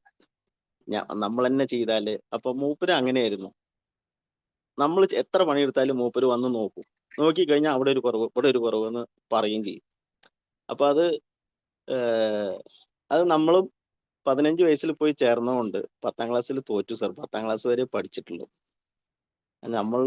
ഞങ്ങള് അമ്പലവാസികളാണ്. അപ്പൊ ഞങ്ങളുടേല് പഠിക്കാത്ത ആൾക്കാരില്ല. എല്ലാരും ഡോക്ടർമാരും എഞ്ചിനീയർമാരും അതേപോലെ മാഷുമാരും ഒക്കെയാണ്. ഞാൻ മാത്രമേ ഇപ്പോൾ വർക്ക്ഷോപ്പ് ഫീൽഡിൽ വന്നിട്ടുള്ളൂ. ഈ വർക്ക്ഷോപ്പ് കുട്ടികളാവുമ്പോൾ നമ്മൾ സ്കൂളിലൊക്കെ പോകുമ്പോൾ വർക്ക്ഷോപ്പിൽ കാണുമ്പോൾ കരിപുരണ്ട ജീവിതമായിരുന്നു. ഇവര് മേത്ത് കൂടിയും കാലിൽ കൂടിയും തുണിയിലൊക്കെ കരി ഉണ്ടായിരുന്നു. ഇപ്പൊ ഭയങ്കര കരിപുരണ്ട ജീവിതമാണല്ലോ ഇവര് എന്നിങ്ങനെ ആലോചിച്ചു. പക്ഷെ നമ്മൾ വന്നിട്ട് അതിൽ മാറ്റം വരുത്തി. ഞാൻ ഒരു ദിവസം വർക്കിംഗ് ഡ്രസ് ഇടും. ആ വർക്കിംഗ് ഡ്രസ് ആ ദിവസം ഞാനത് വാഷ് ചെയ്ത് ക്ലീൻ ആക്കിയിട്ട് സമൂഹത്തിൽ ഇങ്ങനെ വൃത്തിയായിട്ട് നടക്കാൻ പറ്റുന്നുള്ളത് കാണിച്ചു കൊടുത്തു. നമ്മളെ ഹെൽത്ത് ഇൻസ്പെക്ടർ തന്നെ പറഞ്ഞപ്പോൾ ആ പാർത്ഥസാരഥി എന്ന് പറഞ്ഞ ഒരു വർക്ക്ഷോപ്പ് ഉണ്ട്, അവിടെ പോയി നോക്കി നോക്കും നിങ്ങൾ, അതിനനുസരിച്ച് അതേപോലെ നിങ്ങൾ ആക്കെന്ന് പറഞ്ഞിട്ട്. അപ്പൊ അവരൊക്കെ എന്നെ കുറ്റം പറയാ, നല്ല വർക്ക്ഷോപ്പിന്റെ പേരും പറഞ്ഞിട്ട് ഞങ്ങൾക്ക് ലൈസൻസും പുതുക്കി കിട്ടുന്നില്ല. അപ്പൊ നിങ്ങൾ അങ്ങനെ മാറിക്കോളൂ. ഒറ്റ ദിവസം കൊണ്ട് പറ്റില്ല, പക്ഷെ ഡെയിലി ചെയ്യുമ്പോൾ മാറാം. അപ്പൊ ഈ ഒരു കാര്യം കൂടി എനിക്ക് സാർ ഈ ഒരു കോഴ്സിൽ വന്നിട്ടാണ് സാർ എനിക്ക് നമ്മൾ തന്നെ ചെയ്യണം, നമ്മൾ തന്നെ ചെയ്താലേ അത് ശരിയാവൂ എന്നുള്ള ആ ഒരു ചിന്ത ഞാനിപ്പോ മാറ്റി. അതും കൂടി എനിക്ക് ഈ കോഴ്സിൽ നിന്ന് കിട്ടിയ ഒരു ഘടകമായിരുന്നു സാർ. അതിന് തീർച്ചയായിട്ടും അത് എനിക്ക് ഭയങ്കര ഇൻസ്പയറിംഗ് ആയിട്ട് തോന്നിയ ഒരു കാര്യമാണ്. നിങ്ങളൊരു വർക്ക്ഷോപ്പുകാരനാണ് എന്ന് ഈ പറഞ്ഞതുപോലെ കണ്ടു കഴിഞ്ഞാൽ പറയൂല. നിങ്ങൾ നേരത്തെ പറഞ്ഞു നമ്മൾ കാണുന്നത് നിങ്ങളൊരു കർഷകനായിട്ടാണ്, അല്ലെങ്കിൽ വേറെ എന്തെങ്കിലും. അപ്പൊ നിങ്ങൾ വർക്ക്ഷോപ്പുകാരനാണ് എന്നുള്ളൊരു ഇത് ഈ പറഞ്ഞതുപോലെ തന്നെ നിങ്ങളുടെ ലൈഫ് സ്റ്റൈലിലും സംഗതികളിലും ഒന്നും നിങ്ങൾ പറഞ്ഞ പോലെ കരിപുരണ്ട ജീവിതം. പക്ഷെ ഒരു കാര്യം ഞാൻ പറയുകയാണ്, നിങ്ങൾ ഹാർഡ് വർക്ക് ചെയ്തിട്ടുണ്ടെങ്കിൽ ആ ഹാർഡ് വർക്കിനെ നിങ്ങൾ പ്രണയിക്കുക. അതിനെ നിങ്ങൾ പ്രണയിക്കുക. ഞാൻ ഹാർഡ് വർക്ക് ചെയ്തു. ഈ ഹാർഡായിട്ട് വർക്ക് ചെയ്തിട്ടുള്ള ആൾക്കാർ, അവർക്കൊരു പ്രത്യേകതയുണ്ട്. അവർക്ക് വർക്ക് ചെയ്യാൻ ഒരു മടിയുണ്ടാവും. ദേ ലവ് വർക്കിംഗ്. എനിക്ക് ഭയങ്കര ഇഷ്ടമാണ്. ഞാൻ ഇടയ്ക്ക് പോയിട്ട് എന്ത് ചെയ്യും, എനിക്ക് വല്ലാണ്ട് മോട്ടിവേഷൻ ആണ്, എനിക്ക് വല്ലാണ്ട് ഇതൊക്കെ തരണ ഒരു സാറ്റിസ്ഫാക്ഷൻ തരുന്ന സംഗതികളാണ്. എനിക്ക് ലാപ്ടോപ്പിന് മുമ്പിലും കമ്പ്യൂട്ടറിന് മുമ്പിലൊക്കെ ഇരിക്കുന്നതിനേക്കാൾ ചിലപ്പോൾ ചില സമയത്ത് സാറ്റിസ്ഫാക്ഷൻ കിട്ടും ചില വീട്ടുജോലികൾ ചെയ്യുമ്പോൾ. അപ്പോൾ ഞാൻ ഇടയ്ക്ക് കിച്ചണിൽ കയറിയിട്ട് എന്ത് ചെയ്യും, കംപ്ലീറ്റ് പാത്രങ്ങളും അങ്ങ് കഴുകും. അല്ലെങ്കിൽ എന്തൊക്കെ ഭക്ഷണം കഴിച്ച അപ്പൊ എനിക്ക് അത് കഴുകി കഴിയുമ്പോൾ അത് ആക്ച്വലി നമ്മളുടെ മനസ്സിലുള്ള എന്തെങ്കിലുമൊക്കെ അല്ലെ, അതെല്ലാം കഴുകി എല്ലാം വൃത്തിയാക്കി ചെയ്ത് വെച്ച് കഴിയുമ്പോൾ നമുക്ക് കിട്ടുന്ന ഒരു സാറ്റിസ്ഫാക്ഷൻ ആണ് അല്ലെ. So those kind of things are, അത് നമ്മൾ ഇഷ്ടത്തോട് കൂടിയിട്ട് നമ്മൾ ഭയങ്കര സ്നേഹത്തോട് കൂടിയിട്ട് ചെയ്യുന്ന ഒരു സംഗതിയാണ്. അപ്പൊ അങ്ങനെയുള്ള ഒരു എന്താ പറയാ, ആ ഒരു തരത്തിൽ നമ്മൾ നമ്മളുടെ ലൈഫിൽ ഓരോ കാര്യങ്ങൾ, അത് ഡ്രസ്സ് അല്ല, പണ്ട് എനിക്കത് എന്റെ ഡ്രസ്സ് ഞാൻ തന്നെ അലക്കുമായിരുന്നു. വാഷിംഗ് മെഷീൻ ഒക്കെ വാങ്ങുന്നതിന് മുൻപ് ഞാൻ തന്നെ പോയിട്ട് കല്ലിലിട്ടിട്ട് അലക്കി അതിങ്ങനെ അലക്കി എല്ലാം കഴിഞ്ഞിട്ട് ആ ബാക്ക് പെയിനോട് കൂടി വിയർത്ത് കുളിച്ച് നമ്മൾ ആ ഡ്രസ്സ് ഇങ്ങനെ അലക്കി കൊണ്ടുപോയിട്ട് ഇങ്ങനെ അതിങ്ങനെ തോരയിട്ട് കറക്റ്റായിട്ട് ഇങ്ങനെ ചെയ്ത് കാണുമ്പോൾ പിന്നെ അതൊക്കെ എടുത്ത് കൊണ്ടുവരും, മടക്കി വെക്കുമ്പോൾ ഇറ്റ്സ് എ ബ്യൂട്ടിഫുൾ സാറ്റിസ്ഫാക്ഷൻ കിട്ടുന്ന ഒരു സംഗതിയാണ്. പക്ഷെ അതേപോലെ തന്നെയായിരുന്നു ഞാൻ എന്റെ ഫസ്റ്റ് എന്റെ സ്ഥാപനം ആദ്യമായിട്ട് ഞാൻ +2 പഠിച്ചു കഴിഞ്ഞ് ഡിഗ്രി പഠിച്ചുകൊണ്ടിരിക്കുന്ന സമയത്ത് ആദ്യമായിട്ട് ഞാൻ ജോലിയിലേക്ക് കയറുന്നത്. അതിന് മുൻപേ ഞാൻ ജോലിയിലുണ്ട്. നമ്മുടെ വീട്ടിലൊക്കെ എന്ന് പറഞ്ഞാൽ കുടിൽ വ്യവസായമായിരുന്നു. അപ്പം ചെറുപ്പം മുതലേ ജോലി ചെയ്യുന്നു. പക്ഷെ ഒന്നും കൂടി ഒരു ഫുൾ ടൈം ആയിട്ടുള്ള ജോലി നല്ല രീതിയിലേക്ക് വരുമ്പോൾ പലപ്പോഴും അവിടെയൊക്കെ ക്ലീനിങ് മുതൽ, അത് മുറ്റം അടിച്ചു വരുന്നത് മുതൽ,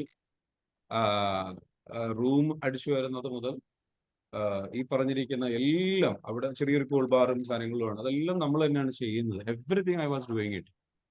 അപ്പോൾ എന്നിലൊരു സാധനമുണ്ട് എന്ന് വെച്ചാൽ whenever we do these kind of thing, നമ്മൾ ഹാർഡ് വർക്ക് ചെയ്യുമ്പോൾ ഈ വർക്ക് ചെയ്യുന്നത് നമുക്കൊരു എൻജോയ്മെന്റ് ആയി മാറും, ഒരു ത്രില്ലായി മാറും. ഓക്കെ, ചില ആൾക്കാർക്ക് അത് അഡിക്ഷനും ആയി മാറാറുണ്ട്. വർക്ക് ചെയ്തുകൊണ്ടേയിരിക്കണം, അത് എൻജോയ്മെന്റും സംഗതികളൊക്കെ ആയി മാറും. സോ അത് നമുക്ക് ബിൽഡ് ചെയ്ത് തരുന്ന ഒരു ക്വാളിറ്റി ഉണ്ട് നമ്മുടെ ഉള്ളിൽ എപ്പോഴും ഉണ്ടാവേണ്ടതെന്ന് വെച്ചാൽ, ഞാൻ വർക്ക് ചെയ്തിട്ട് നമുക്ക് വർക്ക് ചെയ്യാനുള്ള ഒരു വർക്ക് എത്തിക്കും, വർക്ക് മെന്റാലിറ്റി ഒക്കെ വരും. നമ്മൾ ആ വർക്ക് ചെയ്ത് കഷ്ടപ്പെടുന്ന ഒരാൾ സ്വാഭാവികമായിട്ട് രക്ഷപ്പെടും. ആ മെന്റാലിറ്റി ഉള്ള ഒരാൾ എന്ത് ചെയ്യും, രക്ഷപ്പെടും. ഓക്കെ, അപ്പോൾ എനിക്ക് നിങ്ങളോട് ഈ ഒരു അവസരത്തിൽ നിങ്ങളോട് ചോദിക്കാനുള്ള മറ്റൊരു ചോദ്യം, നിങ്ങൾക്ക് എത്രത്തോളം നമ്മുടെ ഈ ഒരു കോഴ്സിൽ ജോയിൻ ചെയ്യാൻ വേണ്ടിയിട്ട് വരുന്ന ആൾക്കാർ ഒരുപാട് പേരുണ്ടല്ലോ, അവരോട് സംശയിച്ചു നിൽക്കുന്നവരൊക്കെ ഉണ്ടാവും. അവരോടൊക്കെ നമ്മുടെ ഈ ഒരു പ്രോഗ്രാമിൽ വന്നു കഴിഞ്ഞാൽ ഇത്തരത്തിലുള്ള ക്വാളിറ്റീസ് നമുക്ക് തിരിച്ചു പിടിക്കാനും, ഇത്തരത്തിലുള്ള നമുക്ക് ജീവിതത്തോടുള്ള ഒരു പ്രണയം, ഒരു ഇഷ്ടവും പിടിച്ചു, അവരോട് എന്താണ് പറയാനുള്ളത്? ഈ കോഴ്സിലേക്ക് വരാൻ ആഗ്രഹിച്ച് നിൽക്കുകയാണ്, പക്ഷെ സംശയിച്ച് നിൽക്കുകയാണ്, ഇത് എനിക്ക് ബെനിഫിറ്റ് ആവുമോ? അങ്ങനെ അവരോടൊക്കെ എന്താ പറയാനുള്ളത്? തീർച്ചയായിട്ടും സാറേ, വരുന്നവർക്ക് ഒന്നും ആലോചിക്കല്ല. അവസരം നമ്മളെ തേടിയെത്തുമ്പോൾ പടച്ചവനായിട്ട് പറയണ പോലെ നേരിട്ട് വന്ന് ഒരിക്കലും നമുക്ക് ദൈവം നേരിട്ട് വന്നിട്ട് നമുക്ക് തരില്ല സാർ. ഒരാളെ നമുക്ക് പറഞ്ഞു വിടുന്നേ ഉള്ളൂ. ഒരാളിലൂടെ നമ്മളിലേക്ക് ആ ഒരു അവസരം എത്തുകയാണെച്ചാൽ, കയ്യെത്തും ദൂരത്താണെച്ചാൽ നമ്മളത് ആ അവസരങ്ങൾ നമ്മൾ ചാടി പിടിക്കുക. തീർച്ചയായിട്ടും അത് നമ്മൾക്ക് ഗുണമല്ലാണ്ട് ദോഷം ചെയ്യില്ല. ഇതില് വന്നതിന് ശേഷം ഞാൻ പറഞ്ഞില്ല സാറേ, എനിക്ക് എല്ലാം തികഞ്ഞു നിൽക്കണം എന്നുള്ള ആ ഒരു ചിന്താഗതിയിലാണ് ഞാൻ നിന്നിരുന്നത്. ഫണ്ടിന്റെ ഒരു ചെറിയ ബുദ്ധിമുട്ട് മാത്രമേ ഉള്ളൂ, അല്ലാതെ എനിക്കിതിന്റെ ആവശ്യമില്ല എന്ന് പറഞ്ഞു നിന്ന വ്യക്തി ഇന്ന് ഞാൻ പറയുന്നു, ആ ഒരു ചിന്ത എന്തായാലും നമ്മൾ കയറി നോക്കാം എന്നുള്ള ആ ഒരു സെക്കൻഡ് തോന്നിയ ചിന്ത ഇന്ന് എൻ്റെ ജീവിതത്തിനെ മാറ്റിമറിച്ചു. അത് മാത്രല്ല, ദിവസേന ക്ലാസ് കേൾക്കുന്നത് കൊണ്ട് എനിക്കിപ്പോ ബോധ്യമുണ്ട്, എന്നെ കൊണ്ട് സാധ്യമല്ലാത്തത് ഒന്നുമില്ല, എനിക്ക് അസാധ്യമായതൊന്നുമില്ല. എന്തും എന്നെ കൊണ്ട് സാധിക്കും. എത്ര ബുദ്ധിമുട്ടുകൾ, എത്രയോ പ്രയാസങ്ങൾ ഈ കോഴ്സിൽ വന്നതിന് ശേഷം എനിക്ക് വന്നു പോയിട്ടുണ്ട്. ഇപ്പൊ ഞാൻ പറയുന്നു സാർ, അതൊന്നും എനിക്കൊരു വിഷമമായിട്ട് എനിക്ക് തോന്നിയിട്ടേ ഇല്ല. എൻ്റെ അച്ഛനടക്കം ഇപ്പൊ പറഞ്ഞു, എന്താ നിനക്കൊരു വിഷയം ഇല്ലല്ലോ, ഈ എന്താ ഇത്രയും പ്രശ്നം ആയിട്ട്, നെവർ മൈൻഡ്. ഞാൻ പറഞ്ഞു, അത് നടക്കും അച്ഛാ, അത് നടക്കും, അത് എന്നിലേക്ക് വന്നിരിക്കും. ആ ചിന്ത മാത്രമേ ഞാൻ കൊടുക്കാറുള്ളൂ. അത് അൽഹംദുലില്ലാ നന്നായി പോകുന്നുണ്ട്. അത് എന്നിലേക്ക് വന്നുകൊണ്ടേയിരിക്കുന്നുണ്ട് ദിനം പ്രതി. ഇന്നല്ലെങ്കിൽ നാളെ ഞാൻ എത്തിച്ചതിലേക്ക് എനിക്ക് എത്തിക്കാൻ സാധിക്കുന്നുണ്ട്. അപ്പൊ ആരും മടിച്ചു നിൽക്കണ്ട. ഈ അങ്ങട് ഇങ്ങട് എന്ന് പറഞ്ഞിട്ട് ത്രാസിൽ തൂങ്ങണ പോലെ നിൽക്കേണ്ട ഒരു ഒറ്റ തീരുമാനം എടുക്കുക, എന്തായാലും ഞാനിതിൽ പങ്കെടുക്കുകയാണ്, എന്താ എനിക്ക് കിട്ടുക ഞാനൊന്ന് നോക്കട്ടെ എന്ന് പറഞ്ഞ് തീർച്ചയായിട്ടും വരിക. എനിക്ക് എന്നോട് അല്ലെങ്കിൽ എന്നെ കൊണ്ടുവന്ന വ്യക്തി അല്ലെങ്കിൽ സാറ് പറഞ്ഞ പോലെ തീർച്ചയായിട്ടും വന്നിട്ട് നിങ്ങൾക്ക് ഇതൊന്നും ഒന്നും കിട്ടിയിട്ടില്ല എന്നുണ്ടെങ്കിൽ നിങ്ങൾ ബേജാറാവണ്ട. നിങ്ങളുടെ സാമ്പത്തികം തീർച്ചയായിട്ടും ഇൻസ്പയർ അക്കാഡമി തിരിച്ചട തന്നിരിക്കും. അതിൽ ഷുവറാ. അതിൽ ആ ഒരു വിശ്വാസം എനിക്കുണ്ട് സർ. ആരും അതുകൊണ്ട് മടിച്ചു നിൽക്കേണ്ട, ധൈര്യമായിട്ട് വന്നോളൂ. Thank you so much Anand sir four sharing. Anand sir, ഇത്രയും കോൺഫിഡൻസ് കിട്ടാൻ ചിലപ്പോൾ നിങ്ങളുടെ മെന്ററിനോട് നിങ്ങൾക്ക് എന്താണ് പറയാനുള്ളത്? നിങ്ങൾക്ക് ആരോടൊക്കെയാണ് നന്ദി അറിയിക്കാനുള്ളത് ഈ ഒരു കോഴ്സ് ചെയ്തതിലും? ആരോടൊക്കെ നന്ദി അറിയിക്കണം? പ്രത്യേകിച്ച് മെന്ററുമായിട്ടുള്ള എക്സ്പീരിയൻസ് എങ്ങനെ ഉണ്ടായിരുന്നു? അതും കൂടെ ജസ്റ്റ് ഒന്ന് പറയാം. മെന്റർ എന്റെ കൂടെ പിറക്കാത്ത സഹോദരിയാണ് സർ. എന്റെ അമ്മയുടെ വയറ്റിൽ പിറന്നിട്ടില്ല എന്ന് മാത്രമേ ഉള്ളൂ. പക്ഷെ ഞങ്ങൾ തമ്മിൽ ഇപ്പൊ ഉള്ള ഹർഷാന മേഡം ആയിരുന്നു. ഇപ്പൊ ഉള്ള ബന്ധം എന്ന് പറഞ്ഞാൽ ആ മെന്റർക്ക് എന്തെങ്കിലും ചെറിയൊരു ബുദ്ധിമുട്ട് വന്നാൽ തീർച്ചയായിട്ടും എൻ്റെ മനസ്സ് നോവും. അത്രയും ഒരു റിലേഷൻഷിപ്പ് ആ മെന്ററോട്, ഹർഷാന മാഡത്തിനോട് ഉണ്ട്. ചെറിയ ഹെൽത്ത് ഇഷ്യൂസ് ഒക്കെ ഉണ്ടെന്ന് പറഞ്ഞിരുന്നു. എന്നാലും ഞാൻ ഡെയിലി ഇപ്പോൾ ചോദിക്കലുണ്ട് പരമാവധി. വളരെ നല്ലൊരു മെന്ററായിരുന്നു സർ. എൻ്റെ എല്ലാ ബുദ്ധിമുട്ടുകളും പ്രയാസങ്ങളും മാറ്റിയതും അതേപോലെ ഒരു കൂടെ പിറക്കാത്ത സഹോദരി. ഒരു അമ്മ പെറ്റ മക്കളല്ലാന്നേ ഉള്ളൂ. പക്ഷെ എൻ്റെ വളരെ വേണ്ടപ്പെട്ട ഒരു സഹോദരിയാണ് ഹർഷാന മാഡം. അതേപോലെ ഈ ഗ്രൂപ്പിൽ എല്ലാവരും ഇട്ടു. ആജിറ മാഡം ആയിക്കോട്ടെ, സുനു മാഡം ആയിക്കോട്ടെ, അതേപോലെ ശരത് സാർ ആയിക്കോട്ടെ, എല്ലാവരും എൻ്റെ കൂടപ്പിറപ്പുകളാണ്. സാറും തീർച്ചയായിട്ടും സാറ് കൂടപ്പിറപ്പുമാണ്, ഗുരുനാഥനുമാണ്. അറിവുകൾ നമുക്ക് എത്രത്തോളം കിട്ടിയാലും നല്ലതല്ലേ sir. Thank you so much. Thank you very much. ഇനി ഓഡിയൻസിനെ വിട്ടുകൊടുക്കുകയാണ്. നിങ്ങൾക്ക് എന്ത് ചെയ്യാം, ആനന്ദ് സാറോട് എന്ത് ചോദ്യങ്ങളും ചോദിക്കാം, എന്ത് ക്വസ്റ്റ്യൻസ് ചോദിക്കാനുള്ള ചോദിക്കാം. നിങ്ങൾക്ക് എന്ത് ചോദിച്ചിട്ട് എന്ത് ചെയ്യാം, നിങ്ങളുടെ ഡൗട്ട്സുകൾ ക്ലിയർ ചെയ്യാം. അപ്പം thank you so much once again Anand sir for joining. അപ്പം എന്താണ് പറയാനുള്ളത്? ചോദിക്കാനുള്ളവർക്ക് എന്ത് ചെയ്യാം, ചോദിക്കാം. നിങ്ങൾ എന്ത് ചെയ്യുക, ചോദിച്ചിട്ട് എന്ത് ചെയ്യുക, അദ്ദേഹത്തിന് ആൻസർ പറയാനുള്ളത് ഞാൻ പറയുന്നതാണ്. എനി ക്വസ്റ്റ്യൻസ് ഇല്ലാന്നുണ്ടെങ്കിൽ നമ്മൾ എന്ത് ചെയ്യും, അടുത്തൊരാളിലേക്ക് നമ്മൾ നീങ്ങും. ക്വസ്റ്റ്യൻസ് ഉണ്ടോ?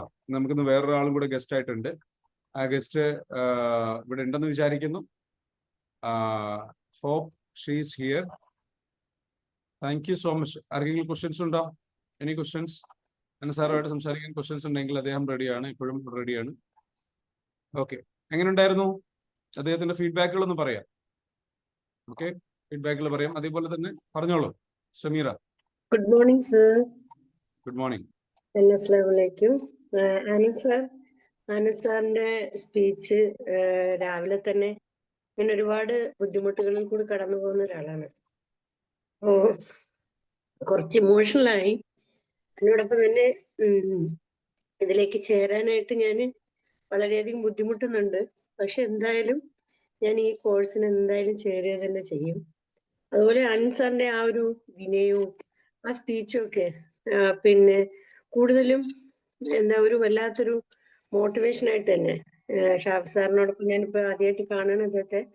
പക്ഷെ എങ്കിൽ പോലും സാറിന്റെ ആ ഒരു വിനയവും സാറ് ആ ഒരു എന്താ ഒരു കോൺഫിഡൻസ് ഉണ്ടല്ലോ, അത് അമേസിംഗ് ആണ് സർ.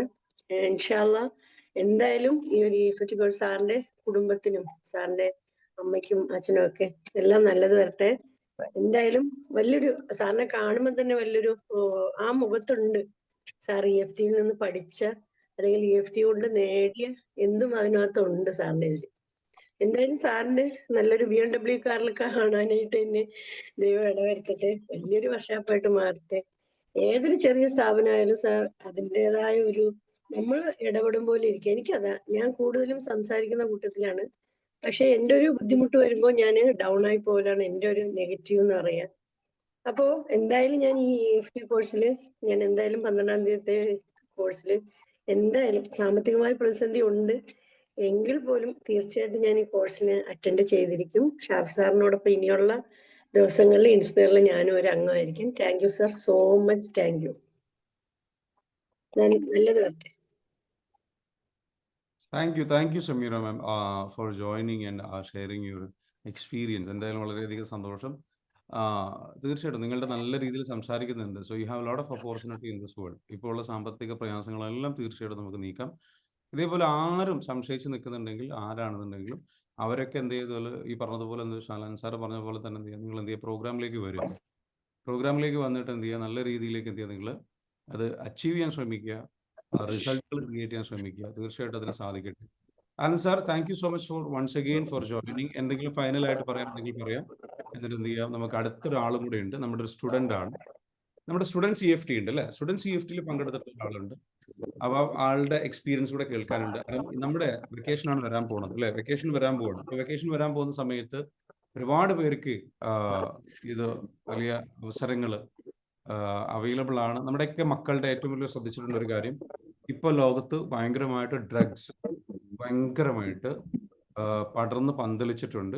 എക്സൈസ് ഡിപ്പാർട്ട്മെന്റും പോലീസും ഗവൺമെന്റും ഒക്കെ വലിയ രീതിയിൽ വിഷമിച്ചിരിക്കുന്ന ഒരു സിറ്റുവേഷൻ ആണെന്ന് വെച്ചാൽ അവർ പറയുന്നത് തന്നെ ഞങ്ങളുടെ കൈവിട്ട് പോയി. പബ്ലിക്കായിട്ട് അവർ പറയുന്നില്ല എന്നേ ഉള്ളൂ. ഇന്റേണലി അവർ പറയുന്ന ഒരു സംഗതി എന്താണെന്ന് ചോദിച്ചു കഴിഞ്ഞാൽ അവരുടെ കൈവിട്ട് പോയ ഒരു അവസ്ഥയാണ്. ദാറ്റ് മീൻസ് അത്രയ്ക്കും പടർന്നു കഴിഞ്ഞിട്ടുണ്ട്. ഈ ഒരു കോവിഡിന്റെ സമയത്താണ് ഇത് ഭയങ്കരമായിട്ട് സ്പ്രെഡ് ആയത്. എത്രയും ഇൻറ്റൻസീവായിട്ട് പോകുന്ന രൂപത്തിലേക്ക് പോവുകയും അത് ഒരു വലിയൊരു വിഭാഗം കുട്ടികളടക്കം വലിയൊരു വിഭാഗം എന്ത് ചെയ്തിട്ടുണ്ട്, ഡ്രഗിന് അഡിക്റ്റ് ആയി പോയിട്ടുണ്ട്. അപ്പോൾ അത് അഡിക്റ്റ് ആയി പോയതിൻ്റെ പ്രശ്നം എന്താ വെച്ചാൽ മറ്റുള്ള ഡ്രഗ് പോലെയല്ല, ഈവൻ ഒരു കഞ്ചാവിന് അഡിക്റ്റ് ആകുന്ന പോലെയല്ല, ഈ സിന്തറ്റിക് ഡ്രഗ്സ് എന്ന് പറയുന്ന MDMA എന്ന് പറയുന്ന ഡ്രഗിന് അഡിക്റ്റ് ആയി പോയിട്ടുള്ള സിറ്റുവേഷൻ എന്ന് പറയുന്നത് അതിൽ നിന്ന് മോചിതരാവാൻ പാടാണ്. പലതവണ ഉപയോഗിച്ച് കഴിഞ്ഞാൽ നമ്മുടെ ബ്രെയിൻ അത്രയും ഒരു വല്ലാത്തൊരവസ്ഥയിലേക്ക് പോവുകയും ഉറക്കം നഷ്ടപ്പെടുകയും ഭ്രാന്തമായ ഒരു അവസ്ഥയിലേക്ക് പോകുന്ന ഒരു അവസ്ഥയൊക്കെ ഉണ്ട്. അപ്പം ഇങ്ങനെയൊക്കെ കുട്ടികൾ നമ്മൾ അതിൻ്റെ ഭാഗമായിട്ട് തന്നെ അതിൻ്റെ സൈഡ് എഫക്ട്സുകൾ ഒരുപാട് കാര്യങ്ങൾ മക്കളിൽ കാണുന്നുണ്ട്, വലിയ പ്രശ്നങ്ങൾ കാണുന്നുണ്ട്. എല്ലാം അല്ലെങ്കിൽ എന്താ പറയുക, കൗമാരപ്രായക്കാരായിട്ടുള്ള ആൾക്കാരാണ് പല കേസുകളിലും പ്രതികളായിട്ടും പ്രശ്നങ്ങളായിട്ടും സംഗതികളായിക്കോട്ടെ അക്രമങ്ങളിലൊക്കെ വരുന്നത്. അപ്പോൾ ഈ ഒരു സിറ്റുവേഷനൊക്കെ എന്താ വെച്ചാൽ നമ്മുടെ ഒന്നും മക്കൾ ഒരിക്കലും ഇത്തരത്തിലുള്ള സാഹചര്യത്തിലൂടെ കടന്നു പോകാൻ പാടില്ല. എല്ലാവരും ശ്രദ്ധിക്കേണ്ട ഒരു കാര്യം വെച്ചാൽ മക്കളുടെ കാര്യത്തിൽ നമ്മൾ നന്നായിട്ട് ടേക്ക് കെയർ ചെയ്യണം. ആ ടേക്ക് കെയർ ചെയ്യേണ്ടതിൻ്റെ പ്രാധാന്യം നമ്മളെല്ലാവരും മനസ്സിലാക്കണം. അപ്പോൾ ഇന്ന് അതുകൊണ്ട് തന്നെ അവിടെയാണ് നമ്മുടെ സ്റ്റുഡൻറ് CFT പ്രോഗ്രാമൊക്കെ എന്ന് വെച്ചാൽ റെലവെൻ്റ് ആവുന്നത്. മക്കൾക്ക് നല്ല ദിശാബോധം ഉണ്ടാവണം. അവരുടെ ലൈഫ് അവർക്ക് എന്തെങ്കിലും തിരിച്ചു പിടിക്കാനുള്ള അവസരം ഉണ്ടാവണം.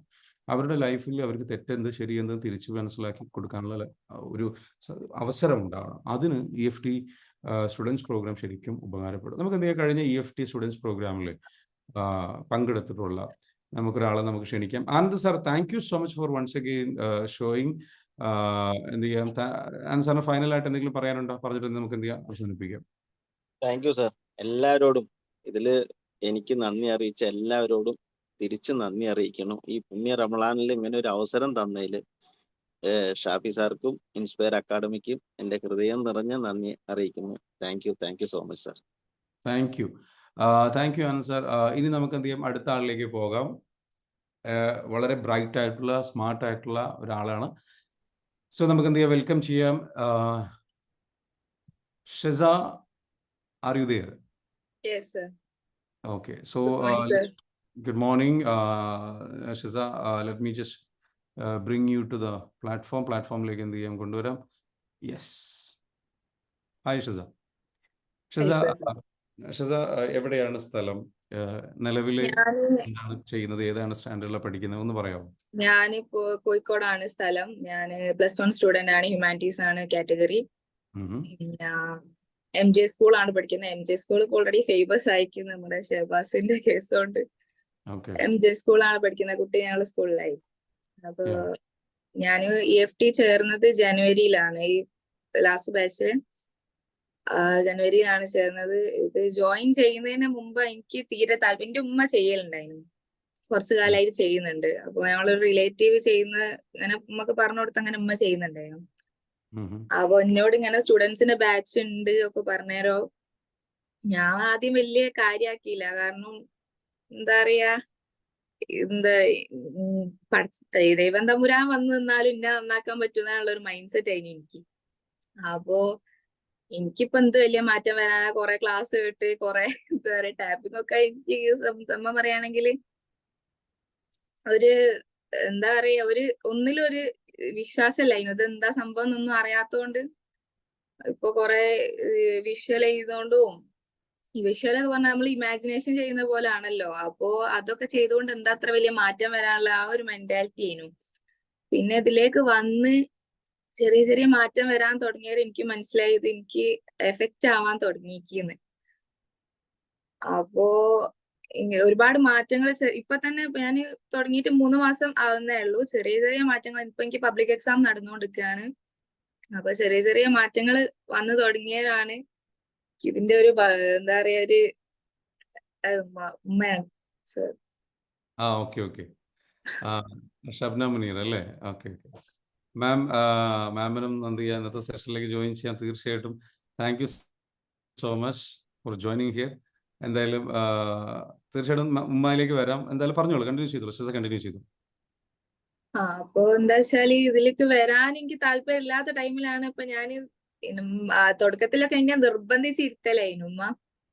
അപ്പൊ ഇങ്ങനെ ഇരുന്ന് പിന്നെ എനിക്ക് എന്റെ മെന്റർ ഹാജറ മാം ആയിരുന്നു. അപ്പൊ മാം വെച്ചാല് നമ്മളെ ആവശ്യമല്ല, മാമിന്റെ ആവശ്യമാണുള്ള രീതിയിൽ മാം എന്താ പറയാ ട്രെയിനിങ് ചെയ്യാ, നമുക്ക് ഓരോന്ന് ചെയ്തു തരിക. അപ്പോ എന്ത് പ്രശ്നം ഉണ്ടെങ്കിലും ഇപ്പൊ പേഴ്സണൽ അസിസ്റ്റിംഗ് ഒക്കെ ആണെങ്കിൽ എനിക്ക് ചെയ്യാൻ മടിയാണെങ്കിലും മാം പറയും ഞാൻ ഓക്കെയാണ്, ഞാൻ ചെയ്തു തരാം, നീ ഇരിക്കി, പിന്നെ നമുക്ക് ചെയ്യാം, അതൊക്കെ ഹീൽ ചെയ്താലേ മാറൂ ഒക്കെ പറഞ്ഞ് എന്നെ ഇങ്ങനെ എന്താ പറയാ ഇതിലേക്ക് കൊണ്ടുപോകുന്നത് മാമാണ്.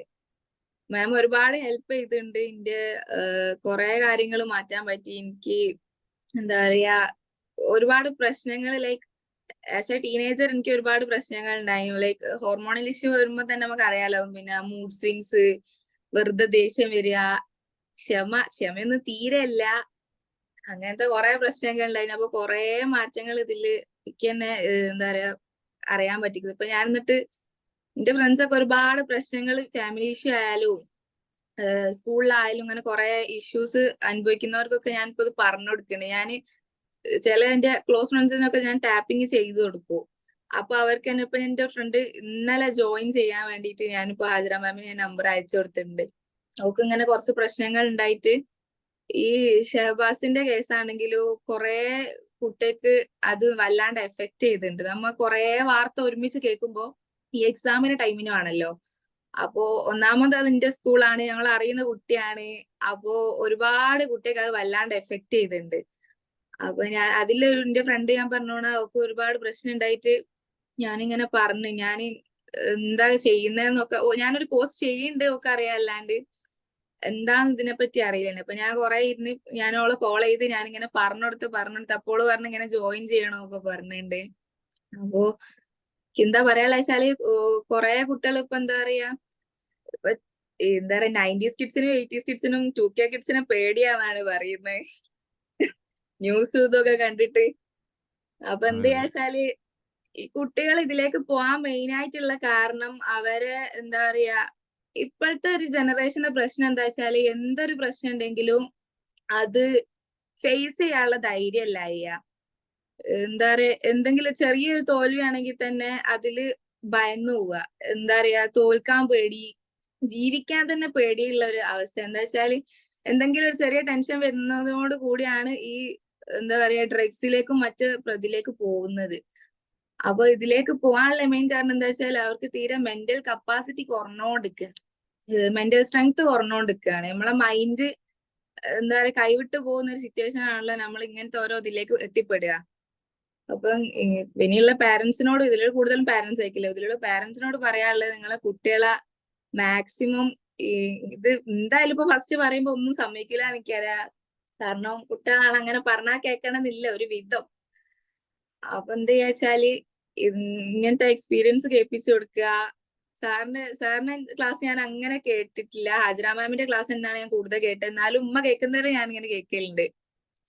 അപ്പൊ ഇനിയുള്ള പാരന്റ്സിനോട് പറയാനുള്ളത് എന്താ വെച്ചാല് നിങ്ങളെ കുട്ടിക്ക് മാറ്റം വരണമെന്നുണ്ടെങ്കിൽ നിങ്ങൾ ചെയ്യാം. എന്റെ ഉമ്മ ഇപ്പൊ നല്ല ഹാപ്പിയാണ്. എന്താ വെച്ചാൽ എനിക്ക് ഇന്നെക്കാട് കൂടുതൽ തിരിച്ചറിയ എനിക്ക് അത്ര ഇത് തോന്നിയില്ല, എനിക്ക് ഇത്ര മാറ്റം വന്നിക്കുന്നു. പക്ഷെങ്കില് എന്റെ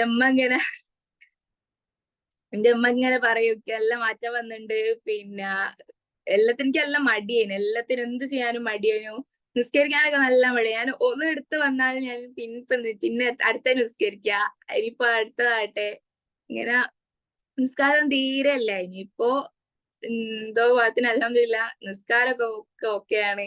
പിന്നെ എന്താ പറയാ കോൺസെൻട്രേഷൻ ചെയ്യാൻ പറ്റുന്നുണ്ട്. കുറെ കാര്യങ്ങൾ എനിക്ക് നല്ല മാറ്റം വന്നിട്ടുണ്ട്. എന്താ പറയാ ഫോർഗീവ്നെസ് ചെയ്യുമ്പോഴും ഹീലിംഗ് ചെയ്യുമ്പോഴും ഒക്കെ അതിനനുസരിച്ചുള്ള മാറ്റങ്ങൾ എനിക്ക് വരുന്നുണ്ട്. അപ്പോ ഞാനൊരു കൂടുതൽ കാര്യങ്ങൾ ചോദിക്കാം. ഷെസയുടെ ഉമ്മ എവിടെയുണ്ട്? ഉമ്മയോട് ഞാൻ കുറച്ച് കാര്യങ്ങൾ ചോദിക്കാൻ ആഗ്രഹിക്കുകയാണ്. ഷെസ ഉമ്മാനോട് ഞാൻ ചോദിക്കുന്ന സമയത്ത് ഉമ്മ കുറച്ച് ചിലപ്പോൾ കാര്യങ്ങളൊക്കെ പറയും. അപ്പം നമ്മള് പബ്ലിക്കാണ്, ഉമ്മ ചിലപ്പോൾ പറയുന്നതിനിടയിൽ എന്തെങ്കിലുമൊക്കെ വന്നു പോയി കഴിഞ്ഞാൽ ഫൊർഗീവ് ചെയ്യുക. ഓക്കെ, അറിയില്ല ഉമ്മ ചിലപ്പോൾ എന്താ പറയുക നമുക്ക് അറിയില്ലല്ലോ. അപ്പൊ എന്തായാലും ഉമ്മ എങ്ങനെയാണ് ഈ ഒരു പ്രോഗ്രാമിനെ കുറിച്ച് അറിഞ്ഞത്? ഉമ്മ നമ്മുടെ EFT പ്രോഗ്രാം ചെയ്തിട്ടുണ്ടോ? രണ്ടാളും എടുത്താണോ? അടുത്ത് തന്നെയാണല്ലേ? ഞാൻ 4th ബാച്ചിലായിരുന്നു. ബാച്ചിലായിരുന്നു. ഉം. അപ്പം, എങ്ങനെയാണ് ഈ പ്രോഗ്രാമിനെ കുറിച്ച് അറിഞ്ഞത്? എങ്ങനെയാണ് മോളെ ഈ പ്രോഗ്രാമിലേക്ക് ചേർത്തിട്ടുണ്ടായ ഒരു സാഹചര്യം പറയാമോ? ഞാനും ഫ്രീ ക്ലാസ് കുറെ കാലമായിരുന്നു കേട്ടിട്ട്. ഒരുപാട് ടെൻഷനും പ്രശ്നങ്ങളൊക്കെ ഉണ്ടായിരുന്നു. അപ്പൊ ഹസ്ബൻഡിന്റെ പെങ്ങള് ആഡ് ചെയ്തായിരുന്നു ഗ്രൂപ്പിൽ. അവള് പറഞ്ഞിട്ട് അങ്ങനെ ആഡ് ചെയ്തായിരുന്നു. ഞാൻ ഒരു വർഷത്തോളമൊക്കെ സാറെ ഫ്രീ ക്ലാസ് ഇങ്ങനെ കിട്ടിയിട്ടുണ്ടായിരുന്നു. അപ്പൊ പിന്നെ ഇങ്ങനെ ഇതിൽ ചേരണമെന്ന് തോന്നി, അങ്ങനെ ചേർന്ന്. അപ്പൊ എന്റെ മാറ്റം കണ്ടപ്പോ ഞാൻ മോളോട് പറഞ്ഞു ഇങ്ങനെ സ്റ്റുഡൻസിൻ്റെത് ഇങ്ങനെ ഉണ്ട്, എന്നെ ചേർത്തട്ടെ എന്ന് ചോദിച്ചു. അപ്പോൾ ഓള് വെറുതെ ആ അമ്മ എന്നാ ചേർത്തിക്കോന്ന് പറഞ്ഞു. പിന്നെ അത് ക്ലാസ് തുടങ്ങാനായ സമയത്തോള് പറഞ്ഞു ഉമ്മ വെറുതെ എന്നെ ചേർത്തണ്ടില്ല, എനിക്ക് അതിനും കൂടി ഉള്ള സമയമല്ല, അങ്ങനെയാ ഇങ്ങനാന്നൊക്കെ പറഞ്ഞു. അപ്പൊ ക്ലാസ് ഫസ്റ്റ് തുടങ്ങിയ സമയത്ത് ആജറ മാം ഇങ്ങനെ പറയുന്നുണ്ട്, ഇവള് മടി പിടിച്ചിരിക്കുക. ആജറ മാം പറയാ വീഡിയോ ഓണാക്ക് ഷെസ, വീഡിയോ ഓണാക്ക് ഷെസ. ഇവള് എന്നിട്ട് എന്റെ മുഖത്ത് നോക്കി ദേഷ്യം പിടിച്ച് കണ്ട വീഡിയോ ഓണാക്കി. പിന്നെ ആജറ മാം മാറ്റിയെടുത്തതാ എന്റെ മോള. എന്തെല്ലാം മാറ്റങ്ങളാണ് കിട്ടിയത്? ഐ മീൻ, ഇതിന് മുൻപുള്ള ഒരു ഷെസയുണ്ട്, ശേഷമുള്ള ഷെസയുണ്ട്. എന്തൊക്കെ മാറ്റങ്ങൾ ചിലപ്പോൾ നിങ്ങൾ ഫുള്ള് മടിയായിരുന്നു, പുസ്തകമൊന്നും തൊടലില്ലായിരുന്നു. പക്ഷെ ഇപ്പോൾ രാത്രി 12 മണി 1 മണി ആയിട്ടോള് കിടക്കല് വായന തന്നെ ഫുൾ ടൈം. രാവിലെ കുറച്ച് ലേറ്റ് ആയിട്ട് എണീക്കാൻ, രാത്രി വായിക്കുന്നോണ്ട് രാത്രി പഠിച്ചാലേ തലേക്ക് കയറുമെന്ന് പറയും. പിന്നെ നിസ്കരിക്കാൻ നല്ല മടിയായിരുന്നു. സ്കൂള് വിട്ട് വന്ന ഞാനൊന്നും പഠിക്കാനല്ലേ ചോദിച്ചാൽ ഇല്ല അമ്മ അന്നൊന്നും എടുത്തില്ല, അന്നൊന്നും പഠിക്കാനില്ല എന്നീ പറയല്. പിന്നെ ഓക്ക് പെട്ടെന്ന് ദേഷ്യം പിടിക്കാനും, പിന്നെ ആരെന്തേലും സംസാരിച്ചാല് ഓരോടൊക്കെ പെട്ടെന്ന് വയലന്റ് ആകാനും, ആരാന്നൊന്നും നോക്കൂല, ആട്ട് മുഖത്തടിച്ച പോണ മറുപടി പറയേനു. അതൊക്കെ ഒരുപാട് മാറി. ഞാനും അവളും ഞാനും അവളും മാത്രമേ ഉള്ളൂ വീട്ടിൽ. ചില ദിവസം ഇവള് ദേഷ്യം പിടിച്ച് അകത്ത് പോയി വാതിൽ കുറ്റിയിടൊക്കെ ചെയ്യും. പിന്നെ ഞാൻ പറയും വാതിൽ ഞാൻ ചവിട്ടി പൊളിക്കുക, അല്ലെ വാതിൽ തുറന്നോന്നൊക്കെ പറയലേന്. അങ്ങനത്തെ വാശിയേനു. ഒരുപാട് ടെൻഷൻ അടിച്ചിട്ടുണ്ട്. ഓളെ സ്വഭാവത്തിന്റെ മാറ്റം കണ്ട മോൻ പറയും ഉമ്മ ടെൻഷൻ അടിക്കണ്ട, ഓളതായ ടെൻഷനും കാര്യങ്ങളൊക്കെ ഉണ്ടാവും, അതുകൊണ്ടായിരിക്കും ഓളെ സ്വഭാവം ഇങ്ങനെ മാറുന്നൊക്കെ. ഇപ്പൊ ഒരു പ്രശ്നമില്ല, നല്ല ഹാപ്പിയാണ്. വന്നത് കൊണ്ട്, മോളുടെ ലൈഫിൽ കണ്ടിട്ടുള്ള മാറ്റങ്ങൾ കൊണ്ട് ഉമ്മാനക്ക് ഒരുപാട് സമാധാനം കിട്ടിയിട്ടുണ്ടോ? നിങ്ങൾ എത്രത്തോളം മാറി? ഒരു മോളെ ഇതിലേക്ക് കൊണ്ടുവന്നു, നിങ്ങൾക്കൊരു മാറ്റം ഉണ്ടായോ? എന്താ തോന്നിയത്? തീർച്ചയായും ഒരുപാട് മാറ്റം വന്നിട്ടുണ്ട്. ഓളെ സ്വഭാവം മാറിയതോടുകൂടി ഞാൻ ഹാപ്പിയായി. പിന്നെ ഫാമിലി കുറെ പ്രശ്നങ്ങളൊക്കെ ഉണ്ടായിരുന്നു. ഇപ്പൊ ഒരു ടെൻഷനും ഇല്ല, അൽഹംദുലില്ലാ. ഒക്കെ നല്ല രീതിയിൽ പോകുന്നുണ്ട്. ഷോപ്പാണ് എനിക്ക്, ഷോപ്പ് നല്ല രീതിയിൽ പോകുന്നുണ്ട്. പിന്നെ മോനും ജോലിയുണ്ട്, ഹസ്ബൻഡിനും കുറച്ച് സാമ്പത്തിക ബുദ്ധിമുട്ടൊക്കെ ഉണ്ടായിരുന്നു, അതൊക്കെ ഏതാണ്ട് റെഡിയായി വരുന്നുണ്ട്. ആദ്യമൊക്കെ ഇങ്ങനെ ഞാൻ ടെൻഷൻ അടിച്ച് കരയാത്ത ദിവസങ്ങളില്ലായിരുന്നു. ഇപ്പൊ അങ്ങനത്തെ ഒരു പ്രശ്നവും ഇല്ല, ഹാപ്പിയാ. ഓക്കെ, എന്താണ് കോഴ്സിലേക്ക് മക്കളെ ജോയിൻ ചെയ്യിപ്പിക്കുന്നവരോട്, അല്ലെങ്കിൽ ജോയിൻ ആഗ്രഹിക്കുന്ന എത്രയോ പാരന്റ്സ് ഇവിടെ ഉണ്ട്, അവരോട് എന്താണ് ഒരു പാരന്റ് എന്നുള്ള നിലയ്ക്ക് പറയാനുള്ളത്? കോഴ്സിലേക്ക് സ്വന്തം മക്കളെ ജോയിൻ ചെയ്യിപ്പിച്ചാലോ കിട്ടുന്ന, അല്ലെങ്കിൽ അതിനെ കുറിച്ച് ഒരുപാട് പേരൻസ് താല്പര്യമുണ്ട് കുട്ടികളെ ചേർത്താൻ, പക്ഷെ കുട്ടികൾ അതിന് താല്പര്യം കാണിക്കുന്നില്ല. പിന്നെ എന്റെ ഹസ്ബൻഡിന്റെ പെങ്ങള് ഉണ്ട്, ഓളെ മോനുണ്ട്, ഇപ്പം +2 ആണ് പഠിക്കുന്നത്. ഓള് പറയും മോനെ ഒന്ന് ചേർത്തണ്ടീന്, ഓന് പക്ഷെ താല്പര്യമില്ലാന്ന്. പക്ഷെ കുട്ടികൾ ഇതിലേക്ക് മുന്നിട്ട് ഇറങ്ങി വന്നാലേ ഇതിൽ കാര്യം ഉണ്ടാവും. ഫസ്റ്റിലൊക്കെ മടിയാണെങ്കിലും ഷെസനെ സംബന്ധിച്ചിടത്തോളം ഫസ്റ്റ് തീരെ താല്പര്യമില്ല. പക്ഷെ ഈ അജറ മാമിന്റെ ക്ലാസ്സും കാര്യങ്ങളൊക്കെ കേട്ടതിന് ശേഷമാണ് ഓള് റെഡിയായി വന്നത്. ഞാൻ ഇപ്പൊ വിചാരിക്കുന്ന കുറച്ചും കൂടി നേരത്തെ അവളെ ചേർത്തായിരുന്നു എന്നാ. എല്ലാരും കുട്ടികളെ ചേർത്തണം എന്നാണ് എനിക്ക് പറയാനുള്ളത്. കാരണം കുട്ടികൾ മാറും, നമ്മളും മാറും, എല്ലാം മാറും, നമ്മളെ ഹാപ്പി ആവും.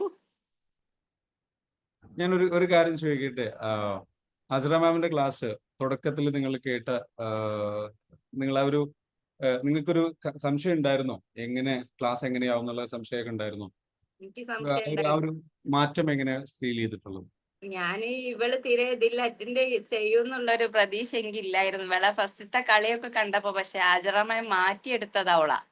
എനിക്ക് തന്നെ അത്ഭുതം തോന്നും. നിസ്കരിക്കാനൊന്നും പറഞ്ഞാല് ഓള് തിരിഞ്ഞടിച്ച് അങ്ങനെ നിസ്കരിച്ചുമ്മാന്ന് പറഞ്ഞെങ്കിൽ വരികയും അങ്ങനത്തെ ഓളിപ്പൊ ഞാൻ പറയാതെ തന്നെ നിസ്കരിക്കുന്ന കാണുമ്പോ എന്തോ ഒരു സന്തോഷാ. ഓക്കെ, ഇനി എന്തായാലും വളരെയധികം സന്തോഷം മാം. ഇനി അതിൽ ഞാൻ ഷസയോട് ചോദിക്കട്ടെ. ഷസ, സബ്ജക്റ്റിൽ പഠിക്കാൻ പ്രയാസം എന്തെങ്കിലും നേരിട്ടിട്ടുണ്ടായിരുന്നു? പലപ്പോഴും സ്റ്റുഡൻസ് ആകുമ്പോൾ പല പ്രശ്നങ്ങളുണ്ടെന്ന് പറഞ്ഞു അല്ലെ? മൂഡ് സ്വിങ്സിന്റെ പ്രശ്നങ്ങളുണ്ട്, അല്ലെങ്കിൽ പല പ്രശ്നങ്ങൾ ഉണ്ടായിട്ടുണ്ടായിരുന്നു. അപ്പൊ ഷസയ്ക്ക് സബ്ജക്റ്റിൽ പഠിക്കാൻ വേണ്ടിയിട്ട് ഇറങ്ങുന്ന സമയത്ത് അല്ലെങ്കിൽ അങ്ങനെ ബുദ്ധിമുട്ടുകൾ ഉണ്ടായിരുന്നോ? അത് എത്രത്തോളം ക്ലിയർ ആയിട്ടുണ്ട് ഒരു സ്റ്റുഡന്റ് എന്നുള്ളതാണ്? ഞാൻ ഹ്യൂമാനിറ്റീസ് ആണ്. ഞാൻ ആക്ച്വലി എനിക്ക് കൊമേഴ്സിനായിരുന്നു എനിക്ക് താല്പര്യം. കൊമേഴ്സിനായിരുന്നു ഞാൻ കൊടുത്തത്. അപ്പോ ഞാൻ വിചാരിച്ച സ്കൂളിൽ കിട്ടാത്തതുകൊണ്ട് കുറച്ച് ദൂരമുള്ള സ്കൂളിലും കിട്ടി. അപ്പോ MJ ഞാൻ ഓൾറെഡി പഠിച്ച സ്കൂളാണ്. അപ്പോ MJ ഇവിടെ കുറച്ച് അടുത്തായതുകൊണ്ട് എനിക്ക് പോകാനും സുഖമാണ്. അപ്പൊ അതുകൊണ്ട് അവിടെ ഹ്യൂമാനിറ്റീസിനാണ് എനിക്ക് കിട്ടിയത്. അപ്പൊ പിന്നെ അവിടെ കേറിയിട്ട് മാറാൻ വിചാരിച്ചു. അപ്പൊ മാറാൻ പറ്റിയില്ല. അപ്പൊ അങ്ങനെ ഹ്യൂമാനിറ്റീസ് എനിക്ക് ഒരു താല്പര്യമില്ലാത്തൊരു സബ്ജക്റ്റ് ആയിരുന്നു. എന്നുവെച്ചാൽ ഫുള്ള് ചരിത്രമാണ്. എനിക്ക് എന്തെങ്കിലും ക്ലാസ് ഒക്കെ കേൾക്കുമ്പോ എപ്പോഴും ഉറക്കം വരും. എനിക്ക് ഉറങ്ങുക ഈ ഒരു ഇതേ ഉള്ളൂ.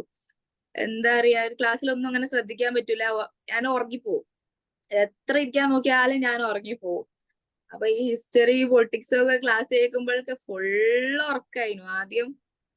അങ്ങനെ ഞാനിപ്പോ ഈ ഇത് കോഴ്സ് കയറിയതിനു ശേഷം എനിക്ക് ഒരു സാറുണ്ടായിരുന്നു. എനിക്ക് എന്താ പറയാ ഒരു ദേഷ്യായിരുന്നു. ഞാൻ എന്ത് പറഞ്ഞാലും മൂപ്പർക്കും പറ്റൂല, മൂപ്പർ എന്ത് പറഞ്ഞാലും എനിക്കും പറ്റൂല എന്നുള്ളതില്. അപ്പോ മൂപ്പരോടൊക്കെ എന്തോ ഒരു ദേഷ്യായിരുന്നു. മൂപ്പർ ഇങ്ങനെ എന്താ പറയാ വെറുതെ ചീത്ത അറിയുന്ന ഒരു സ്വഭാവമായിരുന്നു. അങ്ങനെ അപ്പൊ ഞാനിങ്ങനെ മാം ഫോർഗീവ്നെസ് ചെയ്യാൻ പറഞ്ഞ ഞാൻ ആദ്യം ചെയ്തത് സാറിന് വേണ്ടിയിട്ടുള്ള ഫോർഗീവ്നെസ് ആയിരുന്നു. അപ്പൊ ഫോർഗീവ്നെസ് ചെയ്തപ്പോ എനിക്ക് പ്രത്യേകിച്ച് ഒന്നും തോന്നിയില്ല.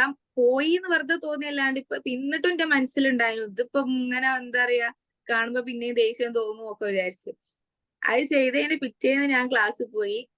സാറിന്റെ ക്ലാസ്സിലിരുന്ന് സാധാരണ ബാക്കിൽ എടോ പോയിരുന്ന് ഉറക്കുന്ന ഞാൻ നല്ലോണം മുമ്പിലിരുന്ന് ഒരു കുഴപ്പമില്ലാണ് സാറിന്റെ ക്ലാസ് നല്ലോണം കേൾക്കുന്നത്, നോട്ട്സ് ചെയ്തെന്ന്. സാർ എന്നോടും നല്ലോണം നിൽക്കുന്നത്, ഞാൻ സാറിനോടും നല്ലോണം നിൽക്കുന്നത്. അപ്പൊ എനിക്കൊരു എന്താ പറയാ ഫസ്റ്റത്തെ ഒരു മാറ്റം അതായിരുന്നു. അപ്പൊ തന്നെ എനിക്ക് മനസ്സിലായി ഇതിൽ എന്തോ ഒരു മാജിക് ഇതിനുണ്ട് എന്ന് എനിക്ക് മനസ്സിലായി.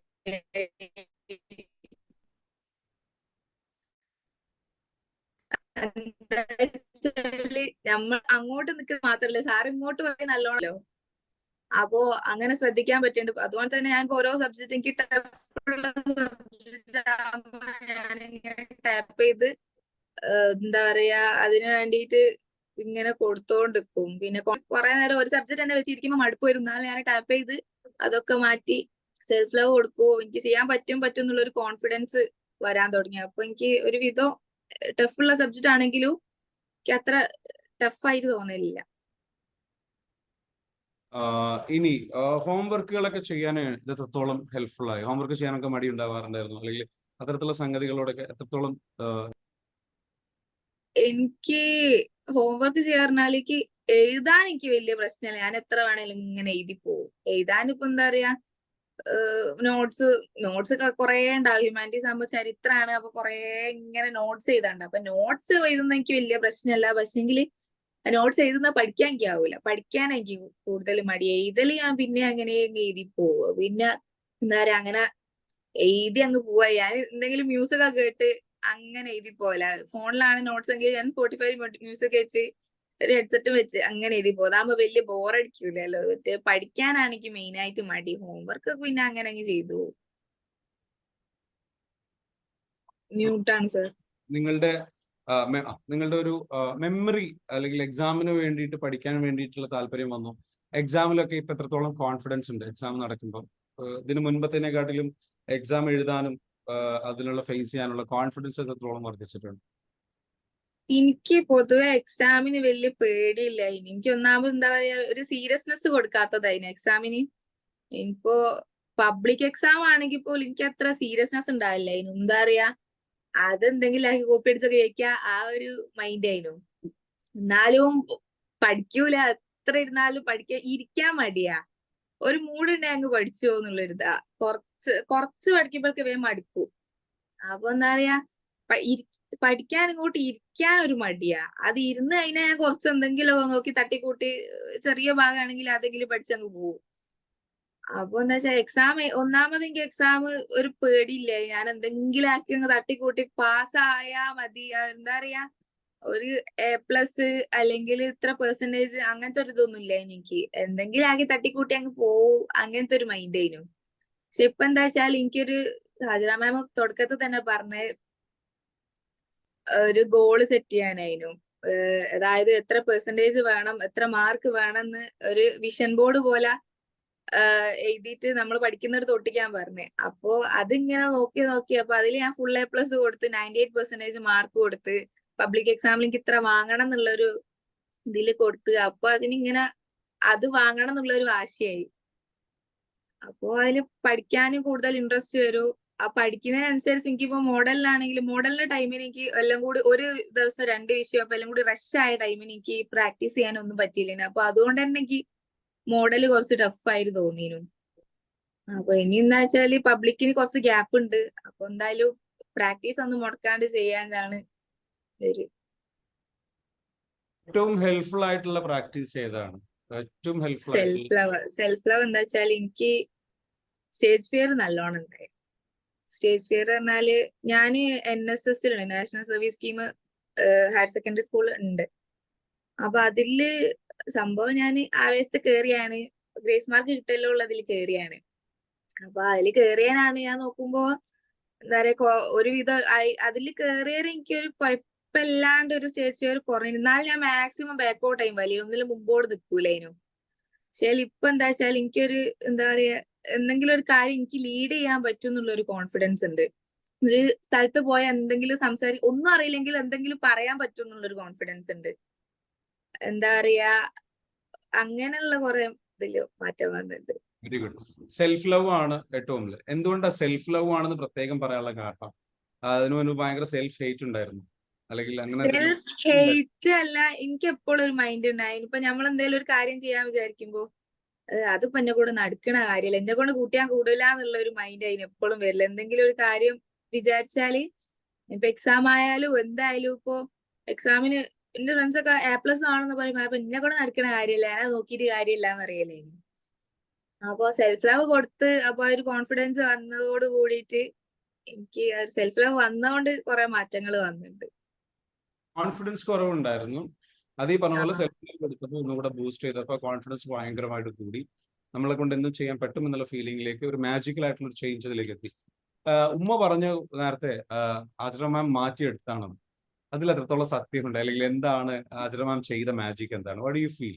ഹാജറ മാം സത്യം തന്നെയാണത്. മാം എന്താ വെച്ചാല് നമ്മളിപ്പോ ഒരു ക്ലാസ്സിൽ കേറിയില്ലെങ്കിൽ മാമിക്കനെ വിളിച്ചോണ്ട് ജോയിൻ ചെയ്യ് പറഞ്ഞ് വിളിച്ചോണ്ടിരിക്കുന്നു. മാം എന്താ വെച്ചാല് മാം നല്ല സപ്പോർട്ട് ചെയ്തിട്ടുണ്ട്. എന്തൊരു ഇതുണ്ടെങ്കിലും എന്താ പറയാ ഇപ്പൊ 2 പ്രാവശ്യമൊക്കെ ടാപ്പ് ചെയ്ത് കഴിഞ്ഞാല് ഞാൻ പറയില്ല കുഴപ്പമില്ല കഴിഞ്ഞ് എന്ന് പറയും. ചെയ്യാൻ മടിയോണ്ട് ചിലപ്പോ ഞാൻ പറയും ഇല്ലെങ്കിൽ ഒക്കെ പോയി ഇത് ഫുള്ള് 0 ആയി ഒക്കെ പറയും. പക്ഷെ എന്നാലും മാം പറയൂ ശരിക്കും 0 ആയിണ്ടോ, ഒന്നും കൂടി ചെയ്യണോ, ഇങ്ങനെ ചോദിച്ചോണ്ടൊക്കെ. അപ്പൊ ഇങ്ങനെ മാം നല്ല രീതിക്ക് നല്ല സപ്പോർട്ട് ചെയ്തിട്ടുണ്ട് മാം.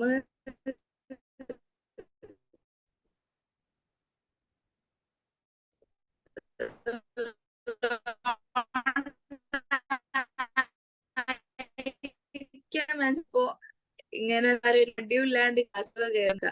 മാമിന്റെ ക്ലാസ് നല്ല എന്താ പറയാ ഒരു എന്താ പറയാ നമുക്ക് ശ്രദ്ധിച്ചിരിക്കാൻ തോന്നുന്ന ഒരു ക്ലാസ്സാണ്. മാം ഇങ്ങനെ പറയുന്നൊക്കെ കേൾക്കുമ്പോ ഇപ്പൊ എന്തെങ്കിലും സന്തോഷം.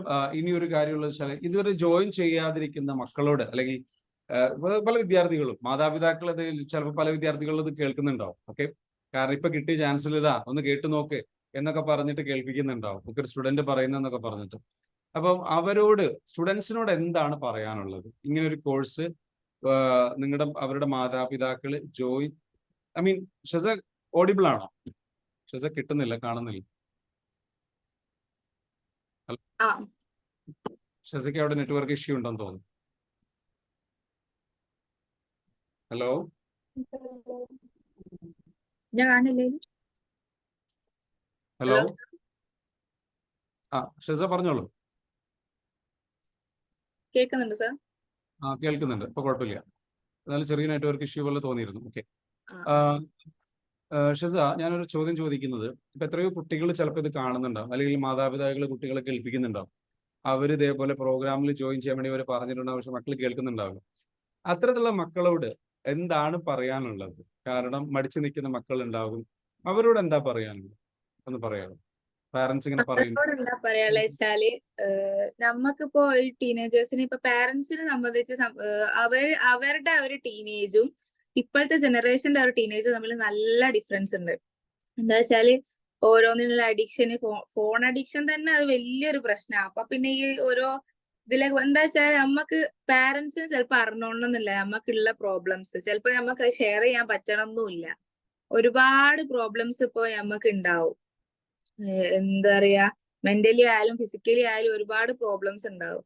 അപ്പൊ നമുക്ക് അത് ഒരാളോട് ഷെയർ ചെയ്യാൻ പറ്റൂല. അത് നമുക്ക് എന്താ പറയാ, നമ്മളെ മനസ്സിൽ തന്നെ അതിങ്ങനെ തങ്ങി തങ്ങി തങ്ങി കിടക്കുമ്പോൾ ചിലപ്പോ എനിക്കൊക്കെ പറഞ്ഞാല് എനിക്ക് അത്ര മാം ഇങ്ങനെ എന്നോട് എന്റെ ഓരോ പ്രശ്നങ്ങൾ പറഞ്ഞാൽ മാം എന്നോട് പറഞ്ഞിട്ടുണ്ടായിരുന്നു, എനിക്ക് നല്ല സ്ട്രെസ് ഉണ്ട്, എന്താ പറയാ ഈ പ്രായത്തിലുള്ള സ്ട്രെസ്സിനെക്കാൾ കുറച്ചധികം സ്ട്രെസ് എനിക്കുണ്ട്, അതുകൊണ്ടുള്ള പ്രശ്നങ്ങളാണെന്നൊക്കെ ഇങ്ങനെ പറയലുണ്ടായിരുന്നു. അപ്പൊ ഞാനിങ്ങനെ ചിന്തിക്കാൻ, എനിക്ക് അത്ര സ്ട്രെസ് എന്ന് പറയാൻ എന്താ ഒക്കെ ഇങ്ങനെ പറയലുണ്ടായിരുന്നു. അപ്പൊ എനിക്ക് നോക്കുമ്പോ ഞാൻ എന്തൊരു കാര്യം ഉണ്ടായാലും എനിക്ക് എന്റെ ഒരു മൈൻഡിൽ ഞാൻ പെട്ടെന്ന് എന്തൊരു പ്രശ്നം ഉണ്ടെങ്കിലും പെട്ടെന്ന് റിക്കവർ ആയി ഞാൻ വലിയ മൈൻഡ് കൊടുക്കൂല, ഒരു നെവർ മൈൻഡ് ആക്കി അങ്ങ് വിടുക ചെയ്യുക. പക്ഷെ എന്നാലും അത് എന്റെ മനസ്സിൽ ഉണ്ടോ ഇല്ലയോ എന്ന് ഞാൻ ചിന്തിക്കില്ല, പക്ഷെ അങ്ങ് പോക്ക് ചെയ്യുക. പക്ഷെ എന്താ പറയുക, നമ്മളെ സബ് കോൺഷ്യസ് മൈൻഡിൽ അത് ഇങ്ങനെ കിടക്കുന്നുണ്ട് ഉള്ളത് മാം വന്ന് പറഞ്ഞേരാണ് ഞാൻ അറിഞ്ഞത്. മാം ഇങ്ങനെ ഓരോ കാര്യം എടുത്തെടുത്തിന്റെ പ്രോബ്ലംസ് ഇങ്ങനെ മൈൻഡിൽ നിന്ന് കൊണ്ടുവന്ന് എഴുതാൻ പറഞ്ഞത് ഞാൻ എഴുതി നോക്കുമ്പോ എന്റെ ബുക്ക് ഇങ്ങനെ നിറയ. അപ്പോ ഇങ്ങനെ ഓരോന്ന് നോക്കുമ്പോ എനിക്ക് ഇത്ര പ്രോബ്ലംസ് ഉണ്ടെന്ന് അറിയാം. ചിലപ്പോ നമ്മക്ക് തന്നെ അറിയണമെന്നില്ല നമ്മക്ക് എത്ര പ്രോബ്ലംസ് ഉണ്ടെന്ന്. നമ്മളിത് ഇരുന്ന് ആലോചിച്ച് ഈ ടാപ്പിംഗ് ഒക്കെ ചെയ്ത് കൊണ്ടുവരുമ്പോഴേക്കും നമുക്ക് ഇത്ര പ്രശ്നമുള്ള നമ്മളറിയാം. നമ്മളെ പാരന്റ്സിന് ചിലപ്പോൾ മനസ്സിലായിക്കൊള്ളുന്നുണ്ടല്ലോ നമ്മളെ പ്രോബ്ലംസ്. അപ്പൊ എന്താ വെച്ചാൽ നമുക്ക് ഇത് ഓരോ പ്രശ്നങ്ങൾ നമ്മൾ സോൾവ് ചെയ്യുന്നതിനനുസരിച്ച് ഫിസിക്കലായിട്ടും മെന്റലി ആയിട്ടും നമുക്ക് ഒരുപാട് ഫ്രീ ആവും. ഇതിങ്ങനെ തിങ്ങിക്കൂടി നിൽക്കുന്നതിൽ നമ്മൾ ഒരുപാട് ഫ്രീ ആയിട്ട് തോന്നും. എനിക്ക് കുറെ മാറ്റം തോന്നിയിട്ട് എന്താ വെച്ചാല് എനിക്ക് ഇടയ്ക്കിടയ്ക്ക് തോന്നും എനിക്ക് എന്താ പറയാ ഒന്ന് മാറണം എന്ന്. ഞാൻ എന്താ വെച്ചാല് നമ്മള് വേറൊരാളായിട്ട് നമ്മളെ പാരന്റ്സ് തന്നെ ആയിക്കോട്ടെ, എന്റെ പാരന്റ്സ് അങ്ങനെയാന്നല്ല കേട്ടോ, പിന്നെ പാരന്റ്സ് തന്നെ ആയിക്കോട്ടെ, മക്കൾ നമ്മൾ ഇങ്ങനെ കമ്പയർ ചെയ്യല്ലോ. അപ്പുറത്തെ വീട്ടിലുള്ളവനെ നോക്കി പടി, ഇപ്പുറത്തെ വീട്ടിലുള്ളവളെ പോയി കണ്ട് പടി, ഓള് ഫുൾ A+ വാങ്ങുന്നുണ്ട്, ഓൾ അങ്ങനെ ചെയ്യുന്നുണ്ട് ഇങ്ങനെ ചെയ്യുന്നുണ്ട് പറഞ്ഞ് പഠിക്കല്ല. പക്ഷെ അതിന് പകരം നമ്മള് പാരന്റ്സിനോട് പറയാനുള്ള അതൊരിക്കലും നമ്മള് കുട്ടികളോട് പറയാൻ പാടില്ല. എന്താ വെച്ചാല് നമ്മളെ തന്നെ കമ്പയർ ചെയ്യുക. എന്താ വെച്ചാല് നമ്മളെ ഒരു ബിഫോറും ആഫ്റ്ററും വെച്ച് കമ്പയർ ചെയ്യുക. നമുക്ക് ഇത്ര മാറ്റം വന്നിട്ടുണ്ട് എന്ന് തോന്നുകയാണെങ്കിൽ ഉറപ്പായിരുമ്പോ പിന്നെയും നമ്മൾ എന്താ ചെയ്യാ, അപ്ഡേറ്റ് ചെയ്യാനാ തോന്നുക, നമ്മളെ മാക്സിമം ബൂസ്റ്റപ്പ് ചെയ്യാനൊക്കെ തോന്നുക. അപ്പൊ എന്താ വെച്ചാല് കുട്ടികൾക്ക് ഒരുപാട് ഇപ്പൊ എന്റെ ഫ്രണ്ട്സ് ഒക്കെ കുറെ എന്താ പറയാ ടെൻഷനാ, ഭയങ്കര ടെൻഷനാ, ഒരു കാര്യമില്ലാണ്ട് ടെൻഷൻ അടിക്കുന്നതാണ്. ചെറിയ സീരിയസ് ടെസ്റ്റിനൊക്കെ പബ്ലിക് എക്സാമിനൊക്കെ ടെൻഷൻ അടിക്കുന്ന എന്തേ കാര്യം ഉണ്ട് വിചാരിക്കുക. പക്ഷെ ഈ സീരിയസ് ടെസ്റ്റിനൊക്കെ ടെൻഷൻ അടിക്കുന്ന കുറെ ആൾക്കാരെ അങ്ങോട്ട് ഇന്നലെ ഞാൻ ഇപ്പൊ എക്സാമിന് പോയവർ എന്റെ കുറെ ഫ്രണ്ട്സ് ഉണ്ട്, 2-3 ഫ്രണ്ട്സിന് ടെൻഷൻ അടിച്ചിട്ട് കരയുക അവര്. ഞാനിങ്ങനെ നോക്കി ഇതിപ്പോ ഇത്ര ടെൻഷൻ അടിക്കാൻ എന്താ ഉള്ളത്, ഇങ്ങനെ കുത്തിയത് ഇങ്ങനെ സമാധാനിപ്പിക്കാണ്, ഇങ്ങനെ ഒന്ന് മൈൻഡ് റെഡി ആക്കുക പറഞ്ഞപ്പോ മൈൻഡിൽ നമ്മൾ എന്തെല്ലോ കൊണ്ടുവരുമ്പോഴാണ് നമുക്ക് ഈ സ്ട്രെസ്സും ടെൻഷനും എല്ലാം കൂടി കൂടുമ്പോ ഒരുപാട് ബുദ്ധിമുട്ട് നമുക്ക് തന്നെ ഉണ്ടാവും. ഇപ്പൊ കുറെ കുട്ടികളാകുമ്പോൾ അങ്ങനത്തെ ഓരോ പ്രശ്നം ഉണ്ടാകുമ്പോഴാണ് ഈ ടീനേജേഴ്സിലുള്ളതിൽ സൂയിസൈഡ് ചെയ്യുന്നതിൽ ഒരുപാട് അതിന്റെ റേറ്റ് കൂടിക്കൊണ്ടിരിക്കുക. ഇപ്പൊ ഈ അടുത്തൊരു ന്യൂസ് കണ്ടിട്ടുണ്ട്, +2 ഒരു വിദ്യാർത്ഥി എക്സാമില് മാർക്ക് കുറയോന്ന് പേടിച്ചിട്ട് ആത്മഹത്യ ചെയ്ത് നോക്കാം.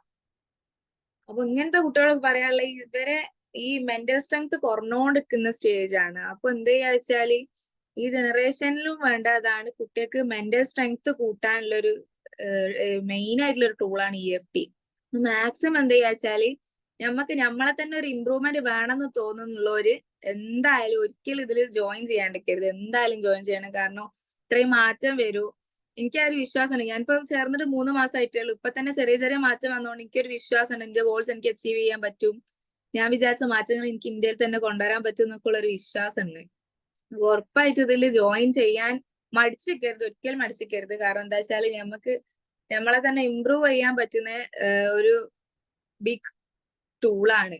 എന്താ വെച്ചാല് ഗോഡ്സ് ഗിഫ്റ്റും ഒക്കെ പറഞ്ഞ പോലെ പഠിച്ചവനായിട്ട് ഇട്ടെന്നൊരു സാധനം നേരത്തെ പറഞ്ഞ നമ്മളെ സാറ് പറഞ്ഞോണാ പഠിച്ചവനായിട്ട് ഇട്ടെന്ന് ഒരിക്കലും നഷ്ടപ്പെടുത്തരുത്, നമ്മള് ചാടി പിടിക്കുക തന്നെ വേണോ, ഒരിക്കലും അതിനെ നമ്മള് വിട്ട് കളയരുത്.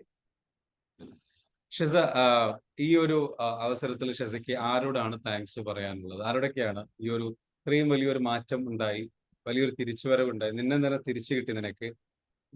നിന്നെ കണ്ടാൽ തന്നെ നമുക്ക് അറിയാം ആ ഒരു പോസിറ്റിവിറ്റി.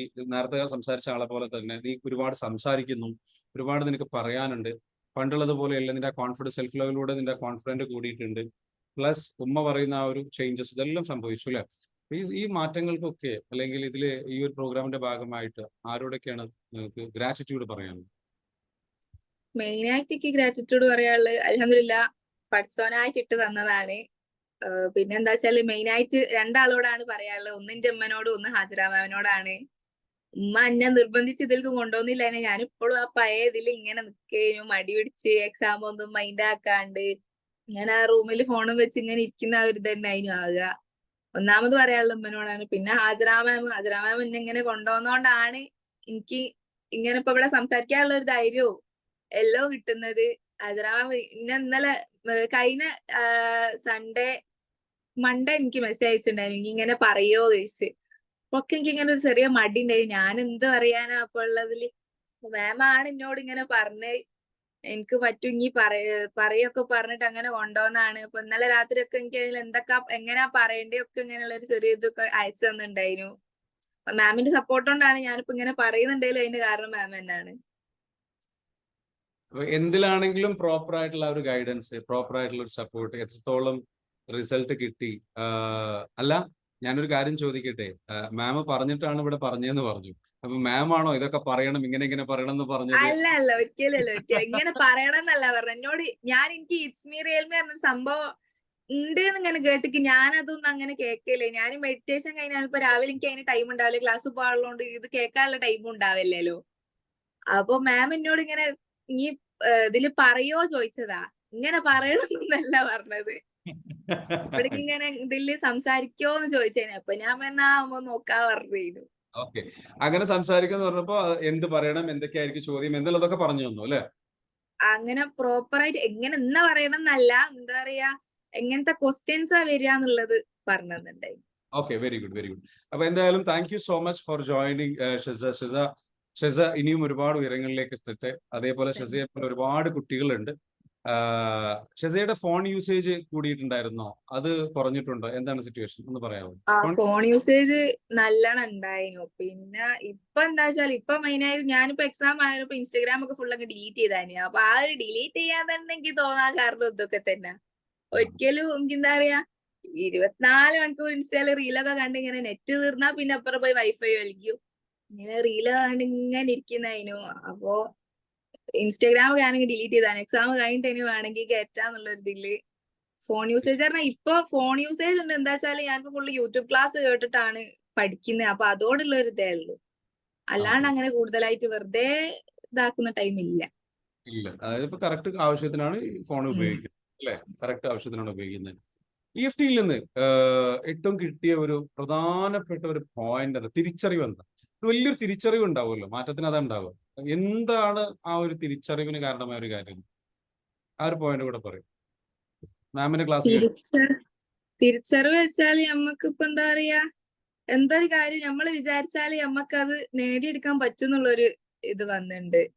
അതിപ്പോ എന്താ പറയാ, ഞമ്മക്ക് പറ്റൂല എന്ന് തോന്നുന്ന കാര്യമാണെങ്കിലും എത്ര തന്നെ പോസിബിൾ അല്ല എന്ന് തോന്നുന്ന കാര്യമാണെങ്കിലും നമ്മളെ മൈൻഡ് ഇതിലേക്ക് കൊണ്ടുവന്നാല്, അതായത് ഇപ്പൊ നമ്മള് ഇരുത്തിയൊന്ന് വിചാരിച്ചാൽ നടക്കുന്നതേ ഉള്ളൂ എന്ത് കാര്യമാണെങ്കിലും ഉള്ളൊരു എനിക്ക് മനസ്സിലായിട്ടുണ്ട്. അത് ഒരു പോയിന്റ്. ഈ ഒരു കോഴ്സിൽ വന്നപ്പോ ഫസ്റ്റ് ഒരു ട്രെയിനിങ് പോയിന്റ് പറഞ്ഞു അല്ലെ, സാറുമായിട്ട് ഫോർഗിവ്നെസ് പ്രാക്ടീസ് ചെയ്തപ്പോൾ. അപ്പൊ നിങ്ങൾക്ക് ഫോർഗിവ്നെസ് ഉണ്ട്, ഗ്രാറ്റിറ്റ്യൂഡ് ഉണ്ട്, സെൽഫ് ലവ് ഉണ്ട്, അതേപോലെ തന്നെ വേറെ പിന്നെ ഗ്രാറ്റിറ്റ്യൂഡ് അഫർമേഷൻ ഇതിൽ ഏതാണ് ഏറ്റവും ഇഷ്ടപ്പെട്ടത്? സെൽഫ് ലവ് ആണ് ഒന്നാമത്.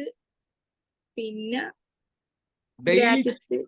ഡെയിലി ചെയ്യുന്നത് ഞാൻ എഴുതല് എന്നും എഴുതും. പിന്നെ ചില ടൈമിന് എനിക്ക് ഒരു മടി എഴുതാന്ന് വരും. പറയുന്നത് എന്ത് എഴുതുകയാണ്? ഗ്രാറ്റിറ്റ്യൂഡ് എഴുതുന്നതാണോ അതോ ഗ്രാറ്റിറ്റ്യൂഡ് ആൻഡ് അഫർമേഷൻ എഴുതും, രണ്ടും എഴുതും. രണ്ടും എഴുതും? അത് എഴുതും. പിന്നെ സെൽഫ് ലവ് ഒരുവിധം ഒന്നും ചെയ്യലുണ്ട്. പിന്നെ ഗ്രാറ്റിറ്റ്യൂഡ് ഒന്നും ചെയ്യും. ഹീലിംഗും ഫോർഗീവ്നെസ്സും ഞാൻ അങ്ങനെ എന്നും ചെയ്യല്ല, എന്നാലും മാക്സിമം ട്രൈ ചെയ്യലുണ്ട്. എപ്പോഴൊക്കെയാണ് ഇതിനൊക്കെ സമയം കണ്ടെത്തുന്നത്? ഞാൻ മെയിനായിട്ട് നൈറ്റ് ആണ്. നൈറ്റ് എന്ന് വെച്ചാല് ഞാനൊരു എന്താ പറയാ നൈറ്റ് പേഴ്സൺ ആണ്. എനിക്ക് പകലിനെക്കാട് കൂടുതൽ പ്രൊഡക്റ്റീവ് ആയിട്ട് പഠിക്കാൻ, അതാണ് അമ്മ പറഞ്ഞത്, പഠിക്കാനും ഒക്കെ എനിക്ക് നൈറ്റ് ആണ് കുറച്ചും കൂടി സ്യൂട്ടബിൾ ആയിട്ടുള്ളത്. അപ്പൊ ഞാൻ ഇത് എഴുതലും ചെയ്യലും ഒക്കെ നൈറ്റാ. കിടക്കുന്നതിന് മുമ്പ് ചെയ്യും. അപ്പൊ രാവിലെ എനിക്കൊരു പോസിറ്റീവ് ഇത് വരും. Very good, thank you so much. ഷസയോട് ആർക്കെങ്കിലും എന്തെങ്കിലും ചോദിക്കാനുണ്ടെങ്കിൽ ചോദിക്കാം. She's a very good speaker. ഒരുപാട് കാര്യങ്ങൾ ചിലപ്പോൾ നിങ്ങൾക്ക് പറഞ്ഞു തരാൻ പറ്റും. പാരന്റ്സിന് ചോദിക്കാനുള്ള ക്വസ്റ്റ്യൻസിന്റെ ചോദിക്കാം. അതേപോലെ ഉമ്മയ്ക്ക് എന്തെങ്കിലും ഷെയർ ചെയ്യാനുണ്ടെന്നുണ്ടെങ്കിൽ ഷെയർ ചെയ്യാം. ഉമ്മ, ഷബ്ന മാം, എന്താണ് നിങ്ങളുടെ വളരെയധികം സന്തോഷം ഷസയും രണ്ടുപേരും ജോയിൻ ചെയ്തതിൽ. രണ്ടുപേരും ഇന്നത്തെ ഈ ഒരു പ്ലാറ്റ്ഫോമിൽ വന്ന് ജോയിൻ ചെയ്ത് ഞങ്ങളായിട്ട് ഒരുപാട് ഇന്ററാക്ട് ചെയ്തു. Thank you so much ma'am, thank you so much Sheza. ഇനി ആർക്കെങ്കിലും ക്വസ്റ്റ്യൻസ് ചോദിക്കാനുണ്ടെങ്കിൽ ക്വസ്റ്റ്യൻസ് ചോദിക്കാം. Any questions? ആർക്കെങ്കിലും എന്തെങ്കിലും ചോദിക്കാനുണ്ടോ? ഓക്കെ ഓക്കെ, ഇല്ലാന്നുണ്ടെങ്കിൽ എന്ത് ചെയ്യാം, ഷസ നിങ്ങൾക്ക് എന്തെങ്കിലും ഫൈനലായിട്ട് എന്തെങ്കിലും പറയാനുണ്ടെങ്കിൽ. മോം, ഷബ്ന മാം പറഞ്ഞോളൂ, എന്തെങ്കിലും പറയാനുണ്ടെങ്കിൽ ജസ്റ്റ് ഒന്ന് ഷെയർ ചെയ്തോളൂ. ഞാന് ഷസ ഫോണിന് അഡിക്റ്റ് ആയിരുന്നു, ഫുൾ ടൈം ഫോണായിരുന്നു. അതൊക്കെ ഒരുപാട് മാറി. ഇൻസ്റ്റാഗ്രാം തന്നെ ഓള് ഇന്നലെ പറഞ്ഞതിന് ശേഷം ഞാൻ അറിയുന്നത് അതൊക്കെ ഞാൻ ഡിലീറ്റ് ആക്കിക്കുന്നു ഉമ്മാന്ന് പറഞ്ഞ്.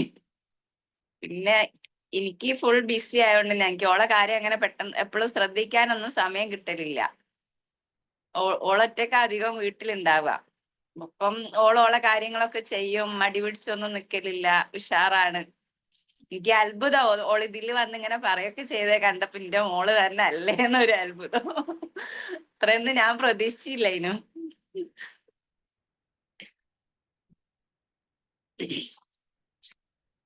Really happy. ഞങ്ങളുടെ ഏറ്റവും വലിയൊരു ഉദ്ദേശം അതാണെന്ന് വെച്ചാൽ നമ്മുടെ ഈ ഒരു പ്ലാറ്റ്ഫോമിലേക്ക് നിങ്ങൾ വരുന്നതിന്റെ ഉദ്ദേശം എന്ന് വെച്ചാൽ ഈ ഒരു മെസ്സേജ് മാക്സിമം ആൾക്കാരിലേക്ക് എത്തിക്കുക.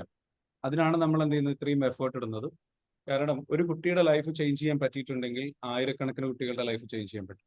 ഞാൻ നേരത്തെ ഈ സെഷൻ തുടങ്ങിയപ്പം പറഞ്ഞു, അല്ലെങ്കിൽ ഷസയുടെ സെഷൻ തുടങ്ങുന്ന സമയത്ത് ഞാൻ പറഞ്ഞിരുന്നു, ഒരുപാട് പേര് മയക്കുമരുന്ന് അല്ലെങ്കിൽ മറ്റുള്ള വിഷയങ്ങൾ പ്രശ്നങ്ങളൊക്കെ ആയിട്ട് ഇങ്ങനെ വലിയ പ്രശ്നത്തിലൂടെ കടന്നു പോവുകയാണ്. അപ്പം ഞാൻ പല ക്യാമ്പയിനുകളും ഇപ്പം നടക്കുന്നുണ്ട് പല സ്ഥലങ്ങളിലും. ഇന്നലെ ഞാനിങ്ങനെ പള്ളിയിൽ പോയപ്പോൾ കേട്ടൊരു ക്യാമ്പയിൻ ഉണ്ട്. ഒരാൾ വന്നിട്ട്, നോർമലി റംസാൻ മാസത്തിലൊക്കെ പള്ളിയിൽ ഇങ്ങനെ പ്രസംഗങ്ങളൊക്കെ ഉണ്ടാവാറ്, ഓരോ പ്രത്യേകിച്ച് ഓരോ ഇതാ വക്ത നിസ്കാരം കഴിഞ്ഞിട്ടും ഉണ്ടാവും. അപ്പോൾ ഇന്നലെ പള്ളിയിൽ നിന്ന് കേട്ടൊരു പ്രസംഗമാണ്, അസർ നമസ്കാരത്തിന് ശേഷം കേട്ടൊരു പ്രസംഗമാണ് ലഹരിക്കെതിരെ സംസാരിച്ചുകൊണ്ട്. അതിൽ ആദ്യം പറയുന്ന പാരൻസ് മൊബൈൽ ഉപയോഗം ഒഴിവാക്കണം, എന്നിട്ട് മക്കളുമായിട്ട് കണക്റ്റഡ് ആവണം. അങ്ങനെ അതിലൂടെ മക്കൾക്ക് സ്നേഹം കൊടുക്കുന്നതിലൂടെ, സപ്പോർട്ട് കിട്ടുന്നതിലൂടെ തീർച്ചയായിട്ടും മക്കൾ മാറി വരും. അത് കിട്ടാതെ വരുമ്പോഴാണ് അവർക്കിത് ഷസ പറഞ്ഞതുപോലെ ഒരുപാട് കാര്യങ്ങൾ പറയാനുണ്ടാവും. അത് പറയുന്നത് പാരൻസിന് മനസ്സിലാവില്ല. അതേപോലെ തന്നെ പാരൻസിന്റെ കാര്യങ്ങൾ മക്കൾക്ക് മനസ്സിലാവില്ല. സോ ജനറേഷൻ ഗ്യാപ്പ് ഭയങ്കരമാണ്. ഈ സാഹചര്യം സ്ട്രെസ് ഉണ്ടാവും. ഈ സ്ട്രെസ്സിൽ നിന്ന് ഒളിച്ചോടാൻ വേണ്ടിയിട്ട് പല അഡിക്ഷൻസിലേക്ക് പോകും. അതിലൊരു അഡിക്ഷനാണ് social media addiction. Social media addiction ഒക്കെ ശരിക്കും പറഞ്ഞു കഴിഞ്ഞാൽ ഈ അഡിക്ഷൻസ് ഈസി ആയിട്ട് കട്ട് ചെയ്യാൻ പറ്റും. ഡ്രഗ്സ് അഡിക്ഷൻസ് ഈസി ആയിട്ട് കട്ട് ചെയ്യാൻ പറ്റും. നമ്മുടെ ഈ ഒരു പ്രോഗ്രാമിൽ ഷസയ്ക്ക് എങ്ങനെ തോന്നിയിട്ടുള്ളത്? ഭയങ്കരമായിട്ട് അഡിക്റ്റഡ് ആയിരുന്നു ഉമ്മ പറഞ്ഞു, ഏതില്? ഈ ഇൻസ്റ്റാഗ്രാമിന്റെ കാര്യത്തിൽ. അപ്പൊ ഷസയ്ക്ക് ആ ഒരു ഡിലീറ്റ് ചെയ്യാനുള്ള ഒരു പ്രശ്നം ഫീൽ ചെയ്യാത്തൊരു അവസ്ഥയിലേക്ക് എത്തിയോ? അല്ലെങ്കിൽ അതിന് ഡിഫറൻസ് ഫീൽ ചെയ്തോ ശരിക്കും? അല്ലെ, നമുക്കൊരു അതിനോടൊരു വല്ലാത്തൊരു ത്വരയുണ്ടാവും, ഒരു അഡിക്ഷൻ ഉണ്ടാവും. ആ അഡിക്ഷൻ കട്ടായത് പോലെ ഫീൽ ചെയ്തോ? എന്താണ് തോന്നിയത് അതിനെപ്പറ്റി ചിന്തിച്ചപ്പോ? ഡിലീറ്റ് ചെയ്ത് ഞാന് എന്താ പറയാ പറയും, സാറ് പറഞ്ഞത് ശരിയാണ്. എന്തെങ്കിലും പ്രശ്നം ഉണ്ടെങ്കിൽ ഇപ്പൊ ഫോൺ എടുത്ത് 4 റീല് ഉണ്ട്, അതങ്ങ് ആ ടൈമില് കുറച്ച് നേരത്തെ കാണില്ല, അത് മറന്നു പോവല്ലോ നമ്മളോട്. അതിലിങ്ങനെ ലയിച്ച് പോകുമ്പോ അതങ്ങ് മറന്നു പോകും. കുറച്ച് റീല് കാണുമ്പോ ആ ഒരു എന്താ പറയാ ഒരു സന്തോഷം കിട്ടുക, ആ കുറച്ച് നേരത്തെ സന്തോഷത്തിന് വേണ്ടി നമ്മളിത് ഇങ്ങനെ വെറുതെ ടൈം വേസ്റ്റ് ചെയ്യാണല്ലോ ചെയ്യുക. അപ്പോ ഞാൻ ഈ ഫോൺ അഡിക്ഷന് വേണ്ടി കുറെ ടാപ്പിംഗ് ചെയ്തിട്ടുണ്ടായിരുന്നു. മാം അത് ഇടയ്ക്കിടയ്ക്ക് മാം അതിന് വേണ്ടിയിട്ട് തന്നെ ടാപ്പിംഗ് ചെയ്യിക്കും, നമ്മള് ഗ്രൂപ്പായിട്ട് തന്നെ. അപ്പൊ ആ ചെയ്യുന്ന ടൈമിന് എനിക്ക് എന്താ പറയാ ഫോണ് എടുക്കുമ്പോ തന്നെ ഞാനിപ്പോ എന്തിനാ ഫോൺ എടുത്ത് അവിടെ തന്നെ വെക്കൂ. ഫോൺ എടുത്താല് ആദ്യം പോയി ഇൻസ്റ്റാഗ്രാമിലേക്കാ. വേറെ എന്തെങ്കിലും ആവശ്യത്തിന് എടുത്താണെങ്കിൽ ആദ്യം പോയി ഇൻസ്റ്റയിലേക്കാ. പക്ഷെ പോയി 2 റീല് കണ്ടാല് ഒരു സമാധാനം, അങ്ങനത്തെ ഒരു ഇതാ.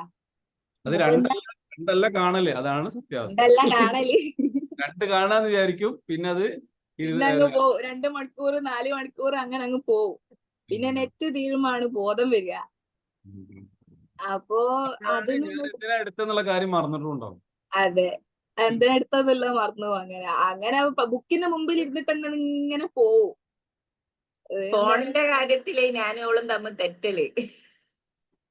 എല്ലാം ആ വിഷയങ്ങളില്ല. വളരെയധികം സന്തോഷം. അപ്പൊ ആ അഡിക്ഷൻ കട്ടായി ഷസ അല്ലെ? അത് ടാപ്പിംഗ് ചെയ്ത് പോക്കിയോണ്ട് എനിക്ക് അത് ഡിലീറ്റ് ചെയ്യുമ്പോൾ പ്രത്യേകിച്ചൊന്നും തോന്നിയില്ല. ഒരു ഫീലിംഗ് ഉണ്ടാവില്ല. അല്ലെങ്കിൽ എന്താ ഉണ്ടാവുന്ന ഒരു ഫീലിംഗ് ആണ് ഫോമോ എന്ന് പറയും, ഫിയർ ഓഫ് മിസ്സിംഗ് ഔട്ട്. ഇതാണ് അഡിക്ഷൻ ഉണ്ടാകുമ്പോഴുള്ള സംഭവം. നമുക്ക് ആ ഇത് ഉപയോഗിക്കുന്ന സമയത്ത് കിട്ടുന്ന പ്ലഷറിന് നമുക്ക് അഡിക്റ്റ് ആയി പോയിട്ട്, അത് എന്താണെങ്കിലും മയക്കുമരുന്നാണെങ്കിൽ സംഗതികൾ എന്താണെങ്കിലും ആ സുഖം ഇനി കിട്ടില്ലല്ലോ എന്നുള്ള, ആ രസം ഇനി കിട്ടില്ലല്ലോ എന്നുള്ള ഫിയർ, പേടി, ഒരു ഫിയർ ഓഫ് മിസ്സിംഗ് ഔട്ട്. അതുകൊണ്ടാണ് അധികം ആൾക്കാർ ഡിലീറ്റ് ചെയ്യാറ്. ഞാൻ ഇൻസ്റ്റാഗ്രാം ഇൻസ്റ്റാൾ ചെയ്യും, എന്നിട്ട് എന്തെങ്കിലും പോസ്റ്റ് ചെയ്യും, അപ്പോൾ ഡിലീറ്റ് ചെയ്യും. That's my method. എന്റെ method I don't use it. എനിക്കത് യൂസ് ചെയ്യാൻ താല്പര്യമില്ല. കുറച്ച് ഇടയ്ക്കറിയാതെ ചിലപ്പോൾ പെട്ടുപോകും. ആരും പെട്ടുപോകുന്ന സാധനമാണത്. It's a very big trap. നിങ്ങളെല്ലാവരും ലഹരിക്ക് അടിമയാണ്, ഒരു സംശയമില്ല. ഇൻസ്റ്റഗ്രാം എന്ന ലഹരി, അല്ലെങ്കിൽ യൂട്യൂബ് ഷോർട്സ് എന്ന് പറയുന്ന ലഹരിക്ക് സൂക്ഷിക്കണം. അതിൽ ഫേസ്ബുക്ക് റീൽസ് എന്ന് പറയുന്ന രീതിയിൽ നമ്മൾ നല്ലോണം ശ്രദ്ധിക്കേണ്ട ഒരു വിഷയമാണത്. അതിന്റെ പേരിൽ നമുക്കിപ്പോൾ പുതിയൊരു അസുഖം വരുന്നുണ്ട്, ബ്രെയിൻ റോട്ട് എന്ന് പറഞ്ഞിട്ട്. അതായത് ചീഞ്ഞളിഞ്ഞ മസ്തിഷ്കം, അതാണ് ഉദ്ദേശിക്കുന്നത്. ചീഞ്ഞു പോയ മസ്തിഷ്കം ഉണ്ടാകും. അതായത് ചിന്തിക്കാൻ കഴിയില്ല, കോൺസെൻട്രേറ്റ് ചെയ്യാൻ കഴിയില്ല, പഠിക്കാൻ കഴിയില്ല, സ്വസ്ഥമായിട്ട് ഇരിക്കാൻ കഴിയില്ല, ചെറിയ കാര്യങ്ങൾക്കും വലിയ കാര്യങ്ങൾക്കും ദേഷ്യം, ഇങ്ങനെയുള്ള സംഗതികളൊക്കെ അതിന്റെ ഭാഗമാണ്. പ്രോപ്പർ തിങ്കിങ് ഡെവലപ്പ് ആവില്ല. അപ്പൊ ഇത് കട്ട് തന്നെ വേണം. EFT ഉപയോഗിച്ചിട്ട് കട്ട് ചെയ്യുമ്പോൾ നമുക്കത് എന്ത് ചെയ്യാൻ പറ്റും? അഡിക്ഷൻ കട്ട് ചെയ്ത് കഴിഞ്ഞ് കഴിഞ്ഞാൽ നമ്മുടെ ബ്രെയിൻ നമുക്ക് തിരിച്ചു പിടിക്കാൻ പറ്റും. ഷെസയ്ക്ക് അതാണ് സംഭവിച്ചത്. Now she is learning and everything.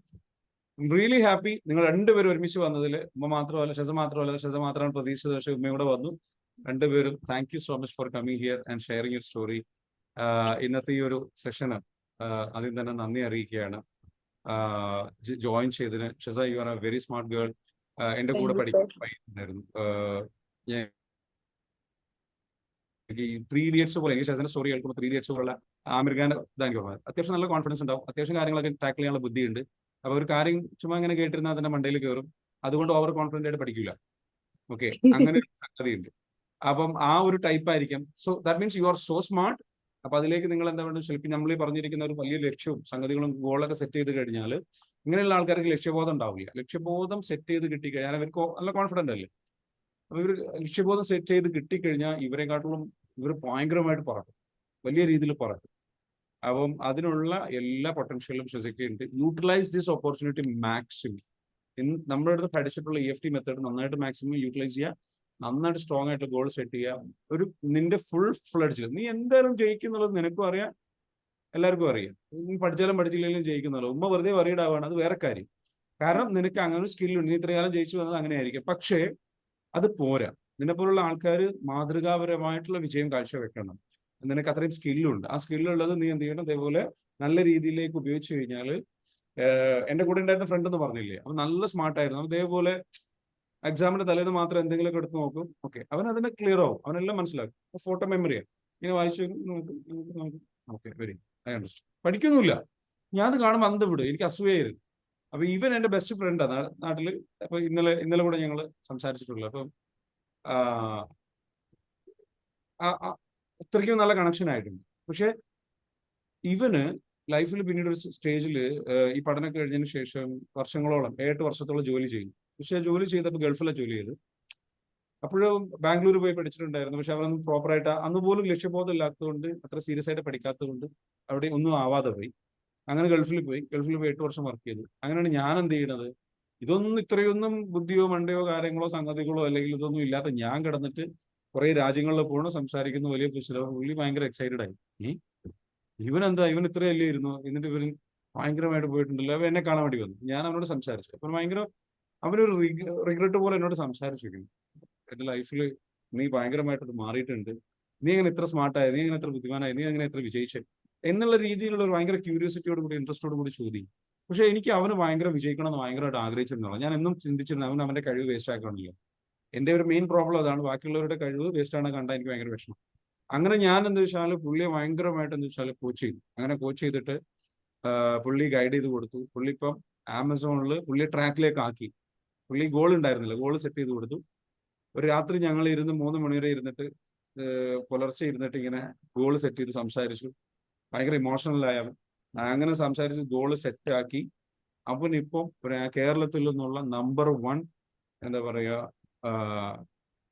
Branded banana chips ഓൺലൈനിൽ സെല് ചെയ്യുന്ന പ്ലാറ്റ്ഫോമുള്ള ആളാണ്. നിങ്ങളുടെയൊക്കെ കോളേജുകളിൽ പല സ്ഥലങ്ങളിലൊക്കെ ആൾ വരുമായിരിക്കും. ആള് വലിയ രീതിയിലേക്ക് എന്താ വെച്ചാൽ അവൻ്റെ ഫുൾ പൊട്ടൻഷ്യൽ അവനിപ്പോൾ ഉപയോഗിക്കാൻ തുടങ്ങി. ഭയങ്കര സ്മാർട്ട്. അപ്പൊ ഷസീം അതേപോലെ എന്താ വെച്ചാൽ ഉപയോഗിക്കട്ടെ, പ്ലീസ് യൂസ്. മനസ്സിലാവുന്നുണ്ട്? എന്താ പറയുക, നന്നായിട്ട് എന്ത് ചെയ്യുക, യൂസ് ചെയ്യുക, ഈ ഒരു പ്ലാറ്റ്ഫോം യൂസ് ചെയ്യുക. എല്ലാവരോടും പറയാനുള്ളതാണ്, ഷെയറായിട്ട് എന്ത് ചെയ്യുക, മുന്നോട്ട് പോവുക. Sheza, what is your next goal? എന്താണ് നെക്സ്റ്റ് ഗോൾ? അതുകൂടെ ഒന്ന് പറഞ്ഞിട്ട് നമുക്ക് എന്ത് ചെയ്യാം, വൈൻഡ് അപ്പ് ചെയ്യാം. എനിക്കിപ്പോ ഷോർട്ട് ടൈം ഗോൾ ആയിട്ടുള്ളത് +1 +2 മൊത്തത്തില് 98% മാർക്ക് വാങ്ങിയിട്ട് full A+ഓട് പാസ്സാകുന്നതാണ്. അത് കഴിഞ്ഞിട്ട് BBA ഏവിയേഷൻ എടുത്തിട്ട് എയർപോർട്ട് മാനേജ്മെന്റ് ചെയ്യണം എന്നാണ് താല്പര്യം. അപ്പൊ അതിന് കുറെ ഫണ്ട് വേണമെന്ന് അറിയാം.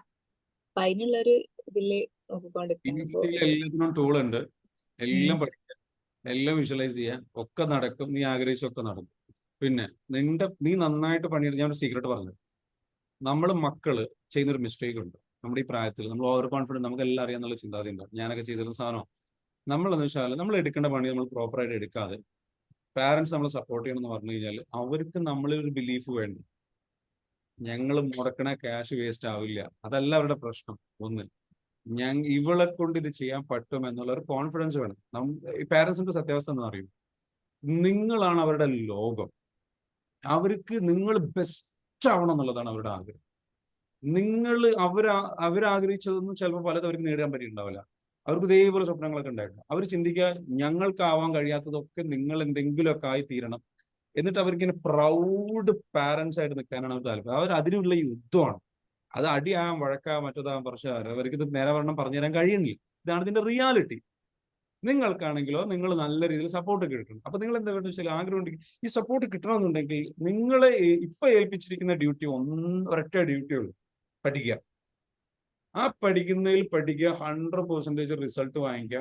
അതിൽ 100% റിസൾട്ട് വാങ്ങിച്ചു കഴിഞ്ഞാൽ നിങ്ങൾ ബോധ്യപ്പെടുത്തി കൊടുത്തു എന്ത്, ഇവള് സീരിയസ് ആണ്, ഇവള് പഠിക്കും, ഇവള് കുട്ടിക്കളിയല്ല, ഇവളെ സപ്പോർട്ട് ചെയ്തില്ലെങ്കിൽ ഞാനൊരു മോശം പിതാവാണ്, ഞാനൊരു മോശം മാതാവാണ് എന്നൊരു ഫീലിംഗ് അവർക്കുണ്ടാകും. അതാണ് നമ്മൾ മക്കൾ ചെയ്യേണ്ട ഒരു കാര്യം, ഏറ്റവും പ്രധാനപ്പെട്ട. ചെയ്തോ, ഒരു സംശയമില്ല, ഇവർ എന്ത് വിറ്റിട്ടാണെങ്കിലും നിന്നെ പഠിപ്പിക്കും. ഓക്കെ, ആ പഠിപ്പിച്ച് നീ ആ പൊസിഷനിൽ എത്തണം. അത് കഴിഞ്ഞിട്ട് മതി വിവാഹം എന്ന് നീയും പറയാം. അത് പറയാനുള്ള വാശിയും തൻ്റെയോടും നിനക്ക് കാണിക്കണമെങ്കിൽ, അവകാശം നിനക്ക് കിട്ടണമെങ്കിൽ ഈ പഠിക്കുന്നിടത്ത് നീ കാണിക്കേണ്ട സീരിയസ്നെസ്. നീ definitely you are doing it and we are happy to support you. ഞാനിത് ഷസയ്ക്ക് വേണ്ടി മാത്രമല്ല, ഒരുപാട് പാരൻസ് അവിടെയുണ്ട്, അവർക്ക് വേണ്ടിയിട്ടും കൂടി പറയുന്നു. അപ്പം നമ്മളെന്ന് വെച്ചാൽ ഏറ്റവും ബെസ്റ്റ് സപ്പോർട്ട് തീർച്ചയായിട്ടും കിട്ടട്ടെ, ആ ലക്ഷ്യങ്ങൾ നേടട്ടെ. Sheza, wish you all the very best. നാളെ അതിന്റെ ഇടയിൽ പറ്റുമെങ്കിൽ ഞാൻ സജഷൻ പറയുകയാണെങ്കിൽ എക്സാം കഴിഞ്ഞതിന് ശേഷം ഷസ എന്ത് ചെയ്യുക, ഒരു ഷബ്ന മാം ഒരു മൾട്ടിപ്പിൾ ഇന്റലിജൻസ് ടെസ്റ്റ് ഉണ്ട്. ഓക്കെ, DMIT എന്ന് പറഞ്ഞിട്ട്, ഡെമോഗ്ലിഫിക്സ് മൾട്ടിപ്പിൾ ഇന്റലിജൻസ് ടെസ്റ്റ്. ചിലപ്പോൾ ഷസ ഇപ്പൊ പറഞ്ഞ എയർപോർട്ട് മാനേജ്മെന്റ് ആയിരിക്കില്ല ചിലപ്പോൾ അവരുടെ യഥാർത്ഥ പാഷൻ. അത് ചിലപ്പോൾ ഒരു സ്കോപ്പിന്റെ പുറത്തും ഒരു ഹൈപ്പിന്റെ പുറത്തും ഒരു പല കുട്ടികളും അല്ലെങ്കിൽ മൊത്തത്തിൽ ഷസയ്ക്ക് അറിയുന്ന ഒരു ലിമിറ്റഡ് നോളജിന്റെ പുറത്ത് ചിലപ്പോൾ പറയുന്നതായിരിക്കാം. ഐ ഡോണ്ട് നോ, ചിലപ്പോൾ റിയൽ ആയിരിക്കാം. അപ്പൊ അതാണോ അല്ലെങ്കിൽ ടെസ്റ്റ് ചെയ്യാൻ പറ്റുന്ന ഒരു സാധനമാണ് DMIT ടെസ്റ്റ് എന്ന് പറയുന്നത്. ആ ടെസ്റ്റ് ഒന്ന് ചെയ്യുക എക്സാം കഴിഞ്ഞതിന് ശേഷം കേട്ടോ, റിലാക്സ് ആയിട്ട് ഒന്ന് ടെസ്റ്റ് ചെയ്യുക. ഒരു 50+ പേജുള്ള ഒരു റിപ്പോർട്ട് കിട്ടും. അതിവിടെ നടത്തുന്ന ഒരുപാട് സെന്റേഴ്സ് ഉണ്ട്, കാലിക്കറ്റ് ഒക്കെ ഡെഫിനറ്റ്ലി ഉണ്ടെന്ന് അന്വേഷിക്കാം.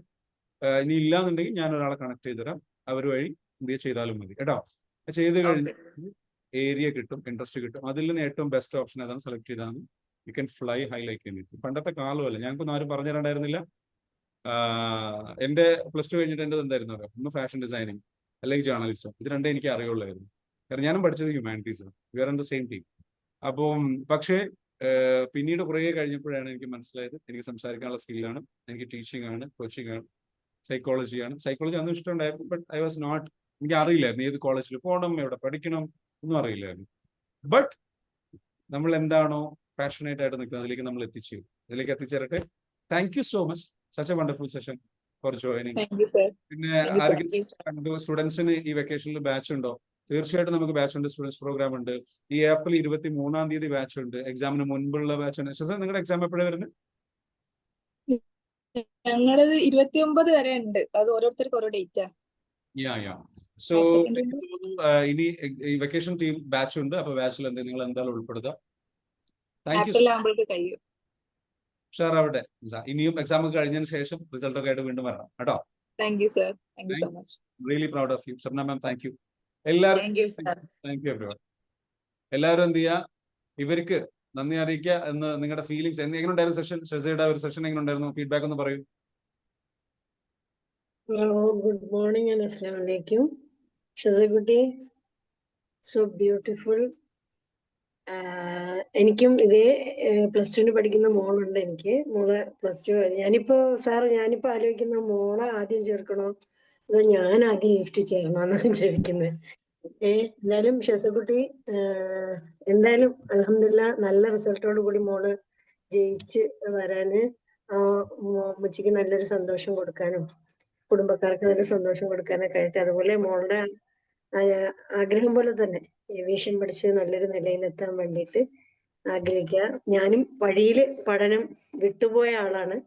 ഞാൻ ഈ 40-ാം വയസ്സിലാണ് ഞാൻ +2 തുല്യത എഴുതി, വാശിയോടുകൂടി തുല്യത എഴുതി പാസ്സായി, ലൈസൻസ് എടുത്തു.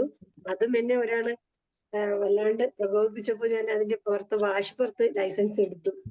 ഒക്കെ നടന്നതാണ്. അപ്പോ എനിക്ക് ഈ FT മുമ്പ് ഒരാള് പരിചയപ്പെടുത്തി തന്നപ്പോ അതെനിക്ക് അത്ര ഫീൽ ഉണ്ടായില്ല.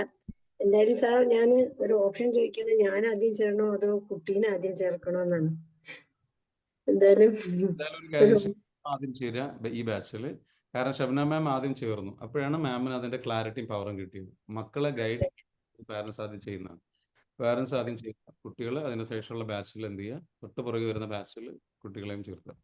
അപ്പം എന്തായാലും ഇഷ്ടപ്പെട്ട് ഷബ്ന മാം, എല്ലാവർക്കും താങ്ക് യു.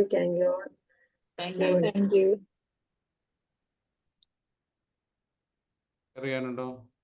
ഷെയർ ചെയ്യാനുണ്ടെന്നുണ്ടെങ്കിൽ എന്ത് ചെയ്യാം, പറയാം, ഫീഡ്ബാക്ക് പറയാം. ഇല്ലാന്നുണ്ടെങ്കിൽ നമുക്ക് വൈൻഡ് അപ്പ് ചെയ്യാം. Thank you everyone. നല്ലൊരു ദിവസം, നല്ലൊരു സൺഡേ, അടിപൊളി സൺഡേ എല്ലാവർക്കും നേരുന്നു. ഇനിയും നമുക്ക് ഉയരങ്ങളിൽ എത്താൻ കഴിയും ഇൻഷാ അല്ലാഹ്. ഒരുപാട് പേര് comment, it was a very inspiring session. Thank you so much. Thank you. ഫൈനലായിട്ട് ശശിക്കും ഉമ്മയ്ക്ക് എന്തെങ്കിലും പറയാനുണ്ടെങ്കിൽ പറയാം, എന്നിട്ട് വൈൻഡ് അപ്പ് ചെയ്യാം. Thank you so much. ഇത്രയും സപ്പോർട്ട് ഞാൻ പ്രതീക്ഷിച്ചില്ല. Thank you so much. Gratitude മാത്രം. Very good. Thank you. ഞാൻ ക്ലാസ് അറ്റൻഡ് ചെയ്തോണ്ടിരിക്കുമ്പോ അവള് പറയും, എനിക്ക് ഉമ്മ ഒരു മെന്ററെ തരുമോ എന്ന് ചോദിക്കാം. അപ്പൊ എനിക്ക് തോന്നി ഒക്കെ ഒരുപാട് പ്രശ്നങ്ങൾ ഉണ്ട് എന്നുള്ളത്. അങ്ങനെയാണ് ഞാൻ അവളോട് ഇത് ചേർന്നോന്ന് പറഞ്ഞത്. അന്നേ ഞാൻ ഇങ്ങനെ കുട്ടികൾ ഉണ്ടാവുമോ എന്ന് ഇങ്ങനെ ആലോചിച്ച് നിൽക്കുക. അപ്പൊ പിന്നെ പെട്ടെന്നാണ് കുട്ടികളെ ബാച്ച് തുടങ്ങുന്നുണ്ട് എന്ന് പറഞ്ഞത്. നമ്മൾ എന്താണോ തേടുന്നത് നമുക്ക് കിട്ടുമെന്ന് പറയും. എന്തായാലും ഒരുപാട് പേര് കമന്റ് ചെയ്യുന്നുണ്ട് കേട്ടോ. അപ്പൊ വളരെയധികം സന്തോഷം. ഉഷാറാവട്ടെ. Thank you everyone for joining. നമുക്ക് എന്ത് ചെയ്യാം, അടുത്ത ദിവസങ്ങളിൽ കാണാം. Thank you. Have a great day. Thank you sir. Have a nice day.